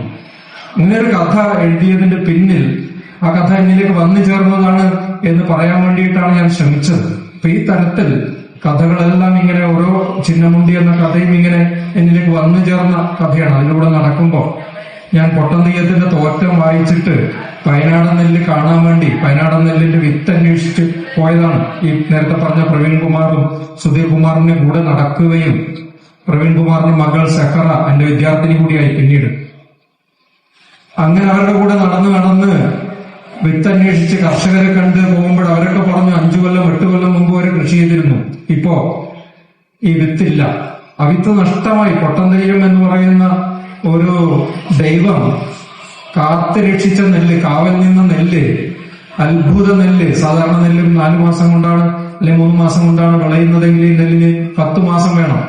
സാധാരണ നെല്ല് വെള്ളത്തിൽ ചീഞ്ഞു പോകുമെങ്കിൽ ഈ നെല്ല്, വെള്ളത്തിൽ വളരുന്ന നെല്ല് ഉയർന്ന് 8 അടി വരെ ഉയർന്നു വരും എന്നാണ് നെല്ല് കൊയ്യാൻ പോയിട്ടുള്ള ആളുകൾ എന്നോട് അനുഭവം പറഞ്ഞിട്ടുള്ളത്. അപ്പൊ അങ്ങനെയുള്ള അത്ഭുത നെല്ല് കാത്തു സൂക്ഷിക്കാൻ നമുക്ക് പറ്റിയില്ല. അതിന്റെ നിരാശയിലൂടെ ഒരു ദിവസം ഈ പൈനാടൻ ചാലിലൂടെ നടക്കുമ്പോൾ ഒരു കൊക്കന്റെ പിന്നാലെ വന്നു. പ്രവീൺ വേറെ ദൂരെ നടക്കുകയാണ്. ഞാൻ നടക്കുമ്പോൾ അത് നടക്കും, ഞാൻ നിൽക്കുമ്പോൾ അത് നിൽക്കും. അപ്പൊ എനിക്ക് തോന്നി അതിന് എന്നോട് എന്തോ പറയാനുണ്ട്. ഞാൻ ശരിക്കും ചോദിച്ചു, അടുത്ത് പറയാനുമില്ല, അതുകൊണ്ട് എനിക്ക് വട്ടാണെന്ന് പറയില്ല. ഞാൻ ശരിക്കും ചോദിച്ചു, നിനക്ക് എന്താണ് എന്നോട് പറയാനുള്ളത്, പറഞ്ഞോളൂ. അപ്പൊ അതൊരു പൊക്കരിച്ചു, എന്തൊരു കറകറ ശബ്ദം ഉണ്ടാക്കി. ഞാൻ വീണ്ടും ചോദിച്ചു, പറഞ്ഞോളൂ. അപ്പൊ വീണ്ടും അത് കറകറ ശബ്ദം ഉണ്ടാക്കി. അത് പറയാണ്. എന്നിട്ട് ദേഷ്യം വന്നതുപോലെ അത് പറന്നുപോയി. അപ്പോഴെനിക്ക് മനസ്സിലായി അത് പറഞ്ഞതിന്റെ അർത്ഥം ഇങ്ങനെ ആയിരിക്കാം: നിങ്ങൾക്ക് ഒരിക്കലും, മനുഷ്യന് ഒരിക്കലും ഞങ്ങളുടെ ഭാഷ, ഇതര ചരാചരങ്ങളുടെ ഭാഷ മനസ്സിലാവുകയില്ല. ഒരിക്കലും അവരുടെ സ്വപ്നങ്ങൾ മനസ്സിലാവുകയില്ല. കുറച്ചു നേരം മുമ്പ് ഇവിടെ ഇരുന്നിട്ട് ഞാൻ ആലോചിച്ചത് ഈ മീനെ കുറിച്ച് പറയുമ്പോൾ മീനെ കുറിച്ചാണ്. ഈ മീൻ ചതുപ്പിലങ്ങ് താണ് ഉറക്കത്തിലേക്ക് പോകും. വെള്ളം വെറ്റുമ്പോൾ ഇത്ര കുട്ടികൾക്ക് അറിയാമെന്നറിയില്ല. അതെന്നിട്ട് ഒരു കൊല്ലം വെള്ളത്തിന്റെ അടിയിൽ, മണ്ണിന്റെ അടിയിൽ ചതുപ്പിൽ ഉറങ്ങും. അടുത്ത മഴ പെയ്യുമ്പോ വെള്ളം പോകുമ്പോ തെണ്ണീറ്റ് വരും. ഒരു കൊല്ലത്തെ ഉറക്കാണ് മീൻ. എന്തൊരു അത്ഭുതമാണ്. ഞാൻ എവിടെ ഇരുന്നിട്ട് ആലോചിച്ചത്, ഈ മുസ്ലിമീൻ നമ്മൾ ഉറങ്ങുമ്പോ സ്വപ്നം കാണില്ലേ? ഇടയ്ക്ക് 2-3 കഥകൾ ഞാൻ എഴുതിയിട്ടുണ്ട്. വായില കുന്നിലപ്പൻ അങ്ങനെയുള്ള 2-3 കഥകൾ എഴുതി പുലർച്ചെ കാണുന്ന സ്വപ്നം എഴുന്നേറ്റിട്ട് അങ്ങനെ തന്നെ എഴുതി വെക്കും. ഈ മുസ്ലിമീൻ അപ്പൊ ഒരു കൊല്ലം കൊണ്ട് എത്ര സ്വപ്നം കണ്ടിട്ടുണ്ടാവും? അതെങ്ങനെ എഴുതി വെക്കും? അതേക്കുറിച്ചാണ് ഞാൻ ആലോചിച്ചത്. ഇങ്ങനെയുള്ള ആലോചനകളിൽ നിന്നാണ് പലപ്പോഴും കഥകൾ പിറവികൊള്ളുന്നത്. രണ്ടിനും ഉത്തരം കൃത്യമായിട്ടുണ്ടോ എന്ന് ചോദിച്ചാൽ അത് പറയാനുള്ള ഒരു സാഹചര്യമല്ല ഉള്ളത്. ഒന്നാമത്തെ കാര്യം, ട്രംപ് വന്നതോടുകൂടിയിട്ട് ആഗോളതാപനം ഉൾപ്പെടെയുള്ള വിഷയങ്ങളിൽ അമേരിക്ക നിലനിർത്തിയിരുന്ന താല്പര്യം പൂർണ്ണമായിട്ടും ഉടമ്പടികളും എടുത്തു കളയുന്ന ഒരു സാഹചര്യമാണ്. ട്രംപ് വന്ന് പിറ്റേന്ന് തന്നെ ആഗോളതാപനത്തെ കുറിച്ചുള്ള നിലപാട് എന്താണ് എന്ന് പറഞ്ഞിട്ടുണ്ട്. ട്രംപ് എന്ന് പറയുന്ന ഒരു ഭീകരൻ, പരിസ്ഥിതി രംഗത്തൊരു ഭസ്മാസുരനായിരിക്കും ഈ ഭരണകാലം എന്നുള്ള കാര്യത്തിൽ യാതൊരു സംശയവുമില്ല. അതേ നാട്ടിലാണ് DDT ഉൽപ്പാദിപ്പിക്കപ്പെട്ടത്. റേച്ചൽ കാഴ്സൺ എന്ന ആ വലിയ എഴുത്തുകാരി എഴുതിയത് അമേരിക്കയിലാണ്. DDT നിരോധിക്കപ്പെട്ടു എന്നുള്ളത് അറിയാം. അതേപോലെ ജന്മഗജ എന്ന നോവലിന് വിഷയമായ എൻഡോസൾഫാൻ കണ്ടുപിടിച്ചതും ഉൽപ്പാദിപ്പിച്ചതും ലോകം മുഴുവൻ കയറ്റി അയച്ചതും അമേരിക്കയാണ് എന്നുള്ളത് കൂടി കൂട്ടിച്ചേർക്കട്ടെ. പിന്നീട് ഇന്ത്യ ഗവൺമെന്റ് പൊതുമേഖലയിൽ സ്വന്തമായിട്ട് ഇന്ത്യൻ സർക്കാർ എൻഡോസൾഫാൻ ഉൽപ്പാദിപ്പിക്കുകയും കേരളം ഉൾപ്പെടെയുള്ള വിവിധ സംസ്ഥാനങ്ങളിലേക്ക് കയറ്റി അയക്കുകയും വിവിധ സംസ്ഥാനങ്ങൾ മാറി മാറി വന്ന സർക്കാരുകൾ എൻഡോസൾഫാൻ വ്യാപകമായിട്ട് എല്ലാ സുരക്ഷാ നിയമങ്ങളും ലംഘിച്ചുകൊണ്ട് മാറി മാറി തളിക്കുകയും ചെയ്തു. കേരളത്തിൽ കാസർഗോഡ് നടന്നിട്ടുള്ള ദുരന്തം മാത്രമല്ലേ ഉള്ളൂ എന്ന് ചോദിക്കുന്നവരോട് പറയാനുള്ള, അങ്ങനെ ചിലർ ചോദിക്കാറുണ്ട്. കാസർഗോഡിന് തൊട്ടടുത്തുള്ള സൗത്ത് കർണാടകത്തിൽ ഉടുപ്പി വില്ലേജിന് തെക്കോട്ടുള്ള ഉടുപ്പിക്ക് തെക്കോട്ടുള്ള 300 വില്ലേജുകളിൽ ഇതേപോലെ എൻഡോസൾഫാൻ അവിടെയുള്ള പ്ലാന്റേഷൻ കോർപ്പറേഷനിൽ 10-20 കൊല്ലം തളിക്കുകയും ഇതിനേക്കാളും രോഗികൾ 7000-ഓളം രോഗികൾക്ക് ഇതേ തലവലുതായ കാലില്ലാത്ത, കൈയില്ലാത്ത, കണ്ണില്ലാത്ത എന്നൊക്കെ പറയുന്നത് പോലെയുള്ള വിചിത്ര രൂപങ്ങളോടുകൂടിയ 7000 പേർക്ക്, ഇവിടെ 6700 പേരാണ്. അപ്പൊ എവിടെയും ഇല്ല എന്നൊക്കെ പിന്നെ ചില സയന്റിസ്റ്റുകൾ വാദിക്കുന്നത് കേട്ടിട്ടുണ്ട്. ഇത് തളിക്കുന്ന സ്ഥലത്തൊക്കെ പ്രശ്നമുണ്ട്. അപ്പൊ അത് വേറെ വിഷയമാണ്, ഞാൻ അതിലേക്ക് കടക്കുന്നില്ല. അപ്പൊ ഈ ഒരു സ്ഥലത്ത് നിന്നാണ് എൻഡോസൾഫാനും ഇതൊക്കെ യുദ്ധത്തിന് വേണ്ടിയിട്ടുള്ള ആയുധങ്ങൾ കണ്ടുപിടിക്കുന്നതിന്റെ ഭാഗമായിട്ടാണ് ലോകത്തിൽ ഉണ്ടാക്കപ്പെട്ടിട്ടുള്ള എല്ലാ രാസകീടനാശിനികളും കണ്ടുപിടിക്കപ്പെട്ടത് എന്നുള്ളത് വേറൊരു നമ്മൾ അത്ഭുതപ്പെടുന്നത്. ജന്മഗജ എന്ന നോവലിൽ ഞാനത് പറഞ്ഞിട്ടുണ്ട്, വിശദമായി പറഞ്ഞിട്ടുണ്ട്. അപ്പൊ അതാണ് ഒരു കാര്യം. ഇപ്പൊ രണ്ടാമത്തെ ചോദ്യം എന്ന് പറയുന്നത്, പ്രകൃതിയിൽ നിന്നും ഇങ്ങനെ നമ്മൾ നഷ്ടപ്പെട്ടു എന്ന് പറയുന്ന ചിലതൊക്കെ തിരിച്ചു വരുന്നുണ്ട്. നമ്മുടെ കാഴ്ചയിൽ കാണാത്ത ചില ജീവജാലങ്ങൾ പിന്നീട് കണ്ടെത്തി എന്നുള്ള നിലയിൽ വരുന്നുണ്ടെങ്കിൽ നമുക്കറിയാം, ഒരു മാസം മനുഷ്യൻ മാറി നിന്നപ്പോ പ്രകൃതി ഗംഭീരമായിട്ട് തിരിച്ചു വന്നു. അതൊരു വർഷമോ 2 വർഷമോ മനുഷ്യൻ മാറി നിന്നാലോ മനുഷ്യന് പിന്നെ പുറത്തിറങ്ങാൻ പറ്റൂല കേട്ടോ. മനുഷ്യന് പിന്നെ 5 കൊല്ലം മനുഷ്യൻ മാറി നിന്നാൽ മനുഷ്യന് പുറത്തിറങ്ങാൻ പറ്റില്ല. പ്രകൃതി ആ രീതിയിൽ തിരിച്ചു വരും. നമ്മൾ സംരക്ഷിക്കണ്ട, നമ്മൾ ഈ രാസകീടനാശിനികളും മറ്റും കോരി ഒഴിക്കാതിരുന്നാൽ മതി. പ്രകൃതി വന്നോളൂ, തിരിച്ചു വന്നോളൂ. ഈ ജീവികളെ വംശനാശം വരുത്തിയാൽ പിന്നെ ഒരിക്കലും തിരിച്ചു കിട്ടില്ല. ഇപ്പൊ എന്റെ വീട്ടുപറമ്പിൽ ഞാൻ താമസിക്കുന്ന കാലത്ത് ധാരാളം നെയ്ച്ചിങ് ഉണ്ടാവും. വെള്ളം കയറുന്ന സമയത്ത് ഒരുപാട് ആളുകൾ വന്ന് ശേഖരിച്ചു കൊണ്ടുപോകും കറി വെക്കാൻ വേണ്ടിയിട്ട്. ഇപ്പോ കുറച്ചു കൊല്ലങ്ങളായിട്ട് അതില്ല. ഇപ്പൊ 3-4 കൊല്ലമായിട്ട് ആഫ്രിക്കൻ ഒച്ചാണ്, വിഷജീവിയാണ്. ചിന്നമുണ്ടി ഞാൻ എഴുതുന്ന കാലത്ത് ആഫ്രിക്കൻ ഒച്ചിന്റെ അപകടത്തെ കുറിച്ച് ആ കഥയിൽ പറയുന്നുണ്ട്. അപ്പൊ കാഞ്ഞങ്ങാട് ഭാഗത്തൊന്നും ആഫ്രിക്കൻ ഒച്ച ഉണ്ടായിരുന്നില്ല. ഇപ്പൊ 2 കൊല്ലമായിട്ട് എന്റെ വീട്ടുപറമ്പിലും അടുത്ത വീട്ടുപറമ്പിലും ഒക്കെ നിറയെ ആഫ്രിക്കൻ ഒച്ചാണ്. ഞാൻ വിചാരിക്കും എന്തിനാ ആഫ്രിക്കൻ കൊച്ചിനെ കുറിച്ച് എഴുതിപ്പോയത് എന്ന് തോന്നിപ്പോവും. ആ തരത്തിൽ മരത്തിന്റെ മുകളിൽ ചേന തൈകളൊക്കെ ഉണ്ടെങ്കിൽ 2 ദിവസം കൊണ്ട് 5-6 കയറി തീർക്കും. 10-20 ചേന തൈകൾ തിന്ന് തീർത്തു. ആഫ്രിക്കൻ ഒച്ചുണ്ടാക്കുന്ന ഭീകരതയെ കുറിച്ച് ഞാൻ പറയേണ്ട കാര്യമില്ലല്ലോ. ഒരു വശത്ത് അക്കേഷ്യ വ്യാപിക്കുന്നു, ഒരു വശത്ത് ആഫ്രിക്കൻ ഒച്ച് വ്യാപിക്കുന്നു, ഒരു വശത്ത് ജലാശയം മുഴുവൻ കുളവാഴ പോലെയുള്ള സംഗതികൾ വ്യാപിക്കുന്നു. കാട്ടിലാണെങ്കിൽ മഞ്ഞക്കൊന്നയും അക്കേഷ്യയും പിന്നെ ധൃതരാഷ്ട്ര പച്ചയും മറ്റേ തീരകാന്തിയും മറ്റു സാധനങ്ങളൊക്കെ കയറി പോയി മൃഗങ്ങൾക്ക് ജീവിക്കാൻ പറ്റാത്ത അവസ്ഥ അവിടെ ഉണ്ടാകുന്നു. ആരുണ്ടാക്കിയത് മുഴുവൻ നമ്മൾ ഉണ്ടാക്കിയതാണ്. നമ്മൾ തന്നെയാണ് ഇപ്പോൾ അനുഭവിക്കുന്നത് അല്ലെ? നമ്മുടെ കൃഷി, മൃഗങ്ങൾ വന്ന് നമ്മുടെ കൃഷി നശിപ്പിക്കുമ്പോൾ, ഞാനൊരു കൃഷിക്കാരന്റെ മകനാണ്, ഒരു കൃഷി ഉണ്ടാക്കാൻ വേണ്ടിയിട്ട് അത്രമാത്രം കഷ്ടപ്പാടുണ്ട് എന്ന് നമുക്കൊക്കെ അറിയാം. അതൊക്കെ വന്ന് വന്യമൃഗങ്ങൾ നശിപ്പിക്കുമ്പോൾ മനുഷ്യജീവൻ വന്നിട്ട് ആളുകളുടെ ജീവിതത്തെ നശിപ്പിക്കുമ്പോഴൊക്കെ ഉണ്ടാവുന്ന, പക്ഷെ ഈ അവസ്ഥ ആരാണ് ഉണ്ടാക്കിയത്? എങ്ങനെ ഇത് വെറുതെ വേലി കെട്ടിയിട്ട് കാര്യമില്ലല്ലോ. ശാശ്വതമായ പരിഹാരങ്ങൾ ഇതിനൊക്കെ ഉണ്ടാവേണ്ടതുണ്ട്. ആക്സിഡന്റ് അത് ഇതേപോലെ നേരിട്ടുണ്ടായതാണോ അല്ല ഭാവനയിൽ വന്നതാണോ? ഞാൻ കുട്ടികൾക്ക് വേണ്ടിയിട്ട് ഒരു നോവൽ എഴുതിയിട്ടുണ്ട്. അത് അധികം ആളുകൾക്ക് അറിയുന്നുണ്ടാവില്ല. DC ബുക്സ് പബ്ലിഷ് ചെയ്ത പൂതമ്മയുടെ കുട്ടികൾ എന്നൊരു ചെറിയ നോവൽ. ആ നോവൽ നമ്മുടെ പ്രസിദ്ധമായ ഇടശ്ശേരിയുടെ പൂതപ്പാട്ട് എന്ന കവിതയുടെ ഒരു പുനരെഴുത്താണ്. റീറൈറ്റിംഗ് എന്ന് പറയാവുന്ന ഒരു സാധനമാണ്. ആ കാവ്യത്തെ നമ്മൾ മാറ്റി എഴുതുകയാണ്, അതിന്റെ തുടർച്ച എഴുതുകയാണെന്ന് വേണമെങ്കിൽ പറയാം, അല്ലെങ്കിൽ പുനരെഴുത്താണ് എന്ന് പറയാം. അത് എഴുതാൻ കാരണം പൂതപ്പാട്ട് എപ്പോഴും കോളേജിൽ പഠിപ്പിക്കാനുണ്ടാവും. അപ്പൊ അങ്ങനെ പഠിപ്പിക്കുമ്പോൾ ഇന്ദുലേഖ എന്ന ഒരു നോവൽ പഠിപ്പിക്കുമ്പോൾ, ക്ലാസ്സിൽ ഒരു കഥ പഠിപ്പിക്കുമ്പോൾ ഞാൻ എപ്പോഴും ശ്രദ്ധിച്ചിരുന്നത്, അപ്പൊ അതുവരെ എഴുതപ്പെട്ട നിരൂപണങ്ങളൊക്കെ നമ്മൾ റെഫർ ചെയ്യുന്നുണ്ടാവുമല്ലോ, അവരൊന്നും പറയാത്തൊരു പുതിയ കാര്യം പറയണമെന്ന് എപ്പോഴും ആഗ്രഹിക്കുന്ന ഒരാളാണ് ഞാൻ. അതുകൊണ്ട് കുട്ടികൾക്ക് എന്റെ ക്ലാസ് പൊതുവെ ഇഷ്ടമാണ്, കുട്ടികളൊക്കെ ഇരിക്കും.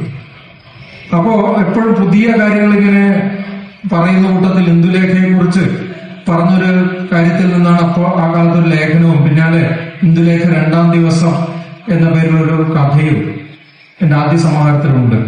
അങ്ങനെ ഉണ്ടാകുന്നത് ഈ പൂതപ്പാട്ട് പഠിപ്പിക്കുമ്പോഴൊക്കെ ഞാൻ ആലോചിച്ച് പറഞ്ഞിരുന്നൊരു കാര്യം, മുമ്പ് ആരും പറഞ്ഞിരുന്നോ എന്ന് എനിക്കറിയില്ല. പൂതപ്പാട്ടിലെ മാതൃത്വത്തെ കുറിച്ചാണല്ലോ എല്ലാവരും പറയുന്നത്. അതിൽ അമ്മ എത്ര സഹനങ്ങൾ കൊണ്ടാണ് ഭൂതം പിടിച്ചുകൊണ്ടുപോയ കുഞ്ഞിനെ വീണ്ടെടുക്കുന്നത്. കണ്ണുവരെ പറിച്ചെടുത്ത് കൊടുത്തു. ഭൂതമേ, ഇത് നീ എടുത്തോ, എന്റെ കുഞ്ഞിനെ തിരികെത്താ അല്ലെ? ഭൂതം നെരിയായും പുലിയായും ഒക്കെ പോയി പേടിപ്പിക്കാൻ. ഭൂതം അമ്മ പേടിക്കുവോ? അമ്മയ്ക്ക് വലുത് കുഞ്ഞല്ലേ. അവസാനം ഭൂതത്തിന് കുഞ്ഞിനെ തിരിച്ചു കൊടുക്കേണ്ടി വന്നു. ഞാനിത് പഠിപ്പിക്കുമ്പോൾ പറയുന്നൊരു കാര്യം, അതിലെ വലിയ സ്നേഹം ഈ അമ്മയെക്കാളും സ്നേഹം കാണിക്കുന്നത് ഭൂതമാണ് എന്ന് പറയും. കുട്ടികൾക്ക് പെട്ടെന്ന് മനസ്സിലാവില്ല. കാരണം ഒരമ്മ തന്റെ കുഞ്ഞിനോട് കാണിക്കുന്ന സ്നേഹം സ്വാർത്ഥതയുള്ള സ്നേഹമാണ്. ആ അമ്മ അടുത്ത വീട്ടിലെ കുട്ടിയോട് ആ അളവിൽ സ്നേഹം കാണിക്കില്ല. 10 വീട് അപ്പുറമുള്ള ഒരു കുഞ്ഞിനോട് തീരെ സ്നേഹം കാണിക്കില്ല. അങ്ങനെയാണല്ലോ നമ്മളെല്ലാവരും. സ്വന്തം കുഞ്ഞാണല്ലോ. ആ സ്നേഹം സ്വാർത്ഥമാണ്. പക്ഷെ നിസ്വാർത്ഥമായ സ്നേഹമാണ് വലുത്. ഭൂതം ഒരമ്മയല്ലേ? പടിശ്ശേരി എന്ന് പറയുന്നുണ്ട്, ഭൂതം ഒരമ്മയല്ലേ? ഭൂതത്തിനും ഒരു കുഞ്ഞു വേണമെന്നുണ്ടാവില്ലേ എന്നൊക്കെ പറയുന്നുണ്ട്. ഈ ഭൂതം എന്താ ചെയ്യുന്നത്? ഭൂതം കുഞ്ഞിനെ തിരിച്ചു കൊടുത്തെങ്കിലും വർഷത്തിലൊരിക്കൽ കാണാനുള്ള അവകാശം കിട്ടി. ഭൂതം ഇപ്പോഴും നൂറ്റാണ്ടുകൾ കഴിഞ്ഞിട്ട് ഈ കുഞ്ഞിനെ കാണാൻ വന്നുകൊണ്ടിരിക്കുന്നു. ഭൂതത്തിന്റെ ആരുമല്ല കുഞ്ഞ്, കുറച്ചുനേരം ഒന്നിച്ച് കളിച്ചതേ ഉള്ളൂ. അതല്ലേ നിസ്വാർത്ഥമായ വലിയ സ്നേഹം. അമ്മയും കുഞ്ഞൊക്കെ പോയി, പക്ഷെ ഭൂതം ഇപ്പോഴും വരുന്നു. ആ സ്നേഹമല്ലേ? അത് പറയാനാണ് ഞാൻ നിസ്വാർത്ഥമായ സ്നേഹം എത്രത്തോളം ഉദാത്തമാണ് എന്ന് കുട്ടികളെ ബോധ്യപ്പെടുത്താൻ വേണ്ടിയിട്ടാണ് ആ ഒരു കഥ ഞാൻ എഴുതുന്നത്. എന്റെ ആദ്യത്തെ തെയ്യം കഥ പഞ്ചുരുളി എന്ന തെയ്യത്തെ കുറിച്ചാണ്. പിന്നീട് പലപ്പോഴും ഈ വിഭാഗത്തിൽപ്പെട്ട പലപ്പോഴും പുറത്തിയും അല്ലോഹലൻ എന്ന നോവലിൽ കുറെ തെയ്യങ്ങൾ വരുന്നുണ്ട്. ധാരാളമായിട്ട് ഞാൻ എല്ലാ വിഭാഗങ്ങൾ കിട്ടുന്ന തെയ്യങ്ങളെ കുറിച്ചും എഴുതുന്ന ഒരാളാണ്. ഞാൻ ഏത് ഭക്ഷണം കഴിക്കണമെന്ന് തീരുമാനിക്കുന്നത് ഞാനാണ്.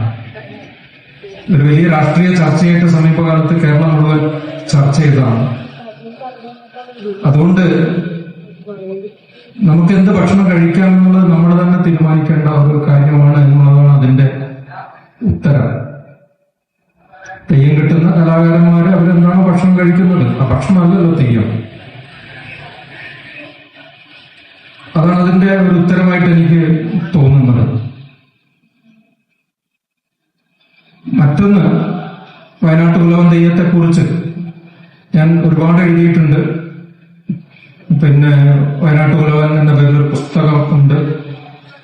തോക്ക് എന്ന പേരിൽ 2008 ഒരു കഥ മാതൃഭൂമി ആഴ്ചപ്പതിപ്പിൽ എഴുതിയിട്ടുണ്ട്. അത് വന്നപ്പോൾ അന്നത്തെ വനം വകുപ്പ് മന്ത്രി ബിനോയ് വിശ്വം എന്നെ നമ്പർ സംഘടിപ്പിച്ച് വിളിക്കുകയും ദീർഘമായി സംസാരിക്കുകയും അഭിനന്ദിക്കുകയും ഈ കാട്ടിൽ കയറി അനധികൃതമായിട്ട് നായാടുന്നതിനെ നിർത്തലാക്കും എന്ന് ഉറപ്പു തരികയും പിന്നീട് അതേ കാര്യം വെച്ചിട്ട് അദ്ദേഹം മാതൃഭൂമി ആഴ്ചപ്പതിപ്പിൽ കത്തെഴുതുകയും ഒക്കെ ചെയ്ത കാര്യം ഇപ്പോൾ ഓർക്കുകയാണ്. അപ്പൊ തെയ്യത്തെ ഏറ്റവും ഉള്ളിൽ കൊണ്ട് നടക്കുന്ന ഒരാളാണ് ഞാൻ. തെയ്യത്തെ കുറിച്ച് അങ്ങനെ മലയാളത്തിൽ അങ്ങനെ അത്ര അധികം എഴുതിയിട്ടുള്ള കഥകളാണ് ഞാൻ ഉദ്ദേശിക്കുന്നത്. കഥകളും നോവലുകളും വിഷ്ണുനമ്പൂരിയെ പോലെയുള്ള CMS ചന്ദേരെ പോലെയുള്ള തെയ്യത്തെ കുറിച്ച് എഴുതിയിട്ടുള്ള ഒരുപാട് പേരുണ്ടല്ലോ. ഞാൻ ആ ഗദ്യമല്ല ഉദ്ദേശിക്കുന്നത്, ഒരു ഫിക്ഷനിൽ എഴുതിയിട്ടുള്ള ഒരാളെന്നുള്ള നിലയിൽ തെയ്യത്തെ ഏറ്റവും ഉള്ളിൽ കൊണ്ട് നടക്കുന്ന, ഇത്രയും കാലം കൊണ്ട് നടന്ന എന്റെ തറവാട്ടിലും എല്ലാം നിറയെ, എന്റെ ഗ്രാമം നിറയെ തെയ്യങ്ങളാണ്. അങ്ങനെയാണ് ഞാൻ വളർന്നു വന്നിട്ടുള്ളത്. പക്ഷെ ഈ ഒരു വിഷയത്തിൽ വപ്പിടൽ എന്ന് പറയുന്ന ചടങ്ങിനോട് എനിക്കുള്ള എതിർപ്പ്, കാട്ടിൽ കയറി അനധികൃതമായി കാട് കയ്യേറുന്നത് വലിയ ശിക്ഷാ നടപടികൾക്ക് വിധേയമാകേണ്ടി വരും. ഇന്ത്യൻ ഭരണഘടന അതാണ് പറയുന്നത്. അപ്പൊ അത് വെച്ചിട്ട് ഈ ഒരു ലേഖനം എഴുതുമ്പോൾ വലിയ പ്രത്യാഘാതങ്ങൾ, പല പ്രശ്നങ്ങളും ഉണ്ടായിട്ടുണ്ട്. ഇപ്പോഴും എന്നെ വയനാട്ട് ഉലവൻ തെയ്യം കെട്ടു നടക്കുന്ന സ്ഥലങ്ങളിൽ ക്ഷണിക്കാറില്ല. അതിന് മുമ്പൊക്കെ ക്ഷണിക്കുകയും ഞാൻ പ്രസംഗിക്കാൻ പോവുകയൊക്കെ ചെയ്യാറുണ്ട്. ഒരു സ്ഥലത്ത് മാത്രം ക്ഷണിച്ചു. അപ്പൊ ഞാൻ ക്ഷണിച്ചപ്പോൾ ഞാൻ പറഞ്ഞു, ഞാൻ പ്രസംഗിക്കാം, പക്ഷെ നിങ്ങൾ എനിക്ക് സംരക്ഷണം തരണം. അരമങ്ങാനം എന്ന് പറയുന്ന സ്ഥലത്താണ്. മിക്കവാറും എനിക്ക് അടികൊള്ളാൻ സാധ്യതയുണ്ട്. അപ്പൊ അവര് പറഞ്ഞല്ല, നിങ്ങൾ വളരെ ബോധപൂർവം വിളിക്കുകയാണ്, നിങ്ങൾ വന്ന് സംസാരിക്കണം, ഇവിടെ ഒരു പ്രശ്നം ഉണ്ടാവില്ല. അപ്പൊ ഞാനിവിടെ പോകുമ്പോൾ ഈ ഒരു പരിപാടിയുടെ തൊട്ട് മുമ്പായതുകൊണ്ടൊരു 2,000-4,000 ആൾക്കാരുണ്ട്. എനിക്കാണെങ്കിൽ ഉള്ളിൽ അല്പം പേടിയുണ്ട്. അടികൊണ്ട് ശീലമില്ലാത്തത് കൊണ്ട് ഒരു പേടിയുണ്ട്. പക്ഷെ ഞാനന്ന് 1 മണിക്കൂർ നേരം ഈ തെയ്യങ്ങളെ കുറിച്ച് സംസാരിച്ചത്, തെയ്യങ്ങളെ ഏറ്റവും ആദരവോടുകൂടെ കണ്ടുകൊണ്ട് ഈ 2 തെയ്യങ്ങളും, വയനാട്ട് ഉലവനും വപ്പിടുന്ന കണ്ടനാർക്കാളം തെയ്യവും അവരുടെ തോറ്റങ്ങൾ വെച്ചുകൊണ്ട് ആ 2 തെയ്യത്തോറ്റങ്ങളും ഉണ്ടായത് പരിസ്ഥിതി വിനാശം ഈ തെയ്യങ്ങൾ ചെയ്യാൻ ശ്രമിച്ചപ്പോഴാണ്, ഈ മനുഷ്യർ ചെയ്യാൻ ശ്രമിച്ചപ്പോഴാണ് അവർ തെയ്യങ്ങളായി മാറിയത് എന്ന് തോറ്റം വെച്ചിട്ടാണ് ഞാൻ പറഞ്ഞത്. അതേക്കുറിച്ച് ഞാൻ ലേഖനവും എഴുതിയിട്ടുണ്ട്. അത് പറയാൻ സമയമില്ലാത്തതുകൊണ്ടാണ് പറയാത്തത്. വേണമെങ്കിൽ ഞാൻ പറയുകയും ചെയ്യാം. അതൊക്കെ പറയാൻ എനിക്ക് എൻ്റെ ഉള്ളിലുണ്ട്, അതൊക്കെ പറയാൻ പറ്റും. അപ്പൊ അതൊക്കെ വെച്ചിട്ട് സംസാരിച്ചു കഴിഞ്ഞപ്പോ ആളുകൾക്ക് ഭയങ്കരമായി കൈയടിച്ചിട്ട് തന്നെ സ്വീകരിച്ചു എന്നുള്ളത് വളരെ സന്തോഷത്തോടു കൂടിയിട്ട് ഞാൻ ഓർക്കുകയാണ്. പക്ഷെ അതിനുശേഷം ഇപ്പൊ കണ്ടനാർക്കാളം തെയ്യത്തെ കെട്ടുന്ന സമയത്ത് 2 പാമ്പുകളെ വരച്ചു വെക്കണം. പക്ഷെ ഇപ്പോ ഒരു പാമ്പിനെ വരച്ചു വയ്ക്കുകയോ സ്റ്റൈലും പാമ്പിനെ നടുക്ക് വരയ്ക്കുകയോ ഒക്കെ ചെയ്യുന്ന രീതിയിൽ ഈ അനുഷ്ഠാനത്തിൽ പങ്കെടുക്കുന്ന ആളുകൾ പോലും പലപ്പോഴും മറന്നുപോകുന്ന ഒരു കാര്യം ഒരു വശത്തുണ്ട്. മറുവശത്ത് വലിയ ഫ്ലക്സ് കൊണ്ടുവന്നിട്ട് വെക്കും, കണ്ടനാർക്കാളം തെയ്യത്തിന്റെ ഫ്ലക്സ് വെക്കും. പക്ഷെ അത് കണ്ടനാർക്കാളം തെയ്യായിരിക്കില്ല, കുറച്ച തെയ്യമൊക്കെ ആയിരിക്കും. നമുക്ക് കണ്ട വേഗം മനസ്സിലാവും. അപ്പൊ ഇങ്ങനെയുള്ള അബദ്ധങ്ങൾ ചെയ്യുന്ന സംഘാടകരാണ് നമ്മൾ ചില ശരികൾ പറയുമ്പോൾ അതിനെ വിമർശിക്കുന്നത്. നമ്മൾ പറയുന്നത് ശരിയാണ്, കാടിൽ ഒരാൾക്കും കയറാൻ അവകാശമില്ല. അവിടെ താമസിക്കുന്ന ആദിവാസികളായ ആളുകൾ ഒഴിച്ച് കാട്ടിൽ കയ്യേറുന്ന എല്ലാവരും ശിക്ഷിക്കപ്പെടണമെന്ന് വിശ്വസിക്കുന്ന ഒരാളാണ് ഞാൻ. 2 ചോദ്യങ്ങൾ. ഒന്ന്, പരിസ്ഥിതിയും തെയ്യവും തമ്മിലെന്ത് എന്ന ചോദ്യമാണ്. 2, ഇത്തരം ഞങ്ങളുടെ ശീലങ്ങൾ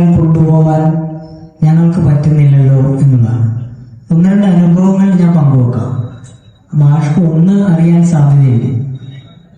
ഇടക്കാലത്ത് തെയ്യം കെട്ടുന്ന വളരെ വിദ്യാസമ്പന്നനായ ഒരു ചെറുപ്പക്കാരൻ എന്നോട് പറഞ്ഞ ഒരു പരാതി, കുറച്ച് വർഷം മുമ്പ് ഈ തെയ്യം കെട്ടി ആടുന്നതാണ്, മണ്ണാണിത്. ഇവര് അരങ്ങ് എന്ന് പറയുന്നത് മണ്ണാണ്. ഈ കാലിന്റെ അല്ല, പക്ഷെ മണിക്കൂറുകൾ ഇതിന്റെ ത്യാഗമൊന്നും ഇപ്പൊ ഈ അടുത്തായിട്ട് വന്നിട്ടുള്ള 2 പുസ്തകങ്ങളുണ്ട്. ഒന്ന്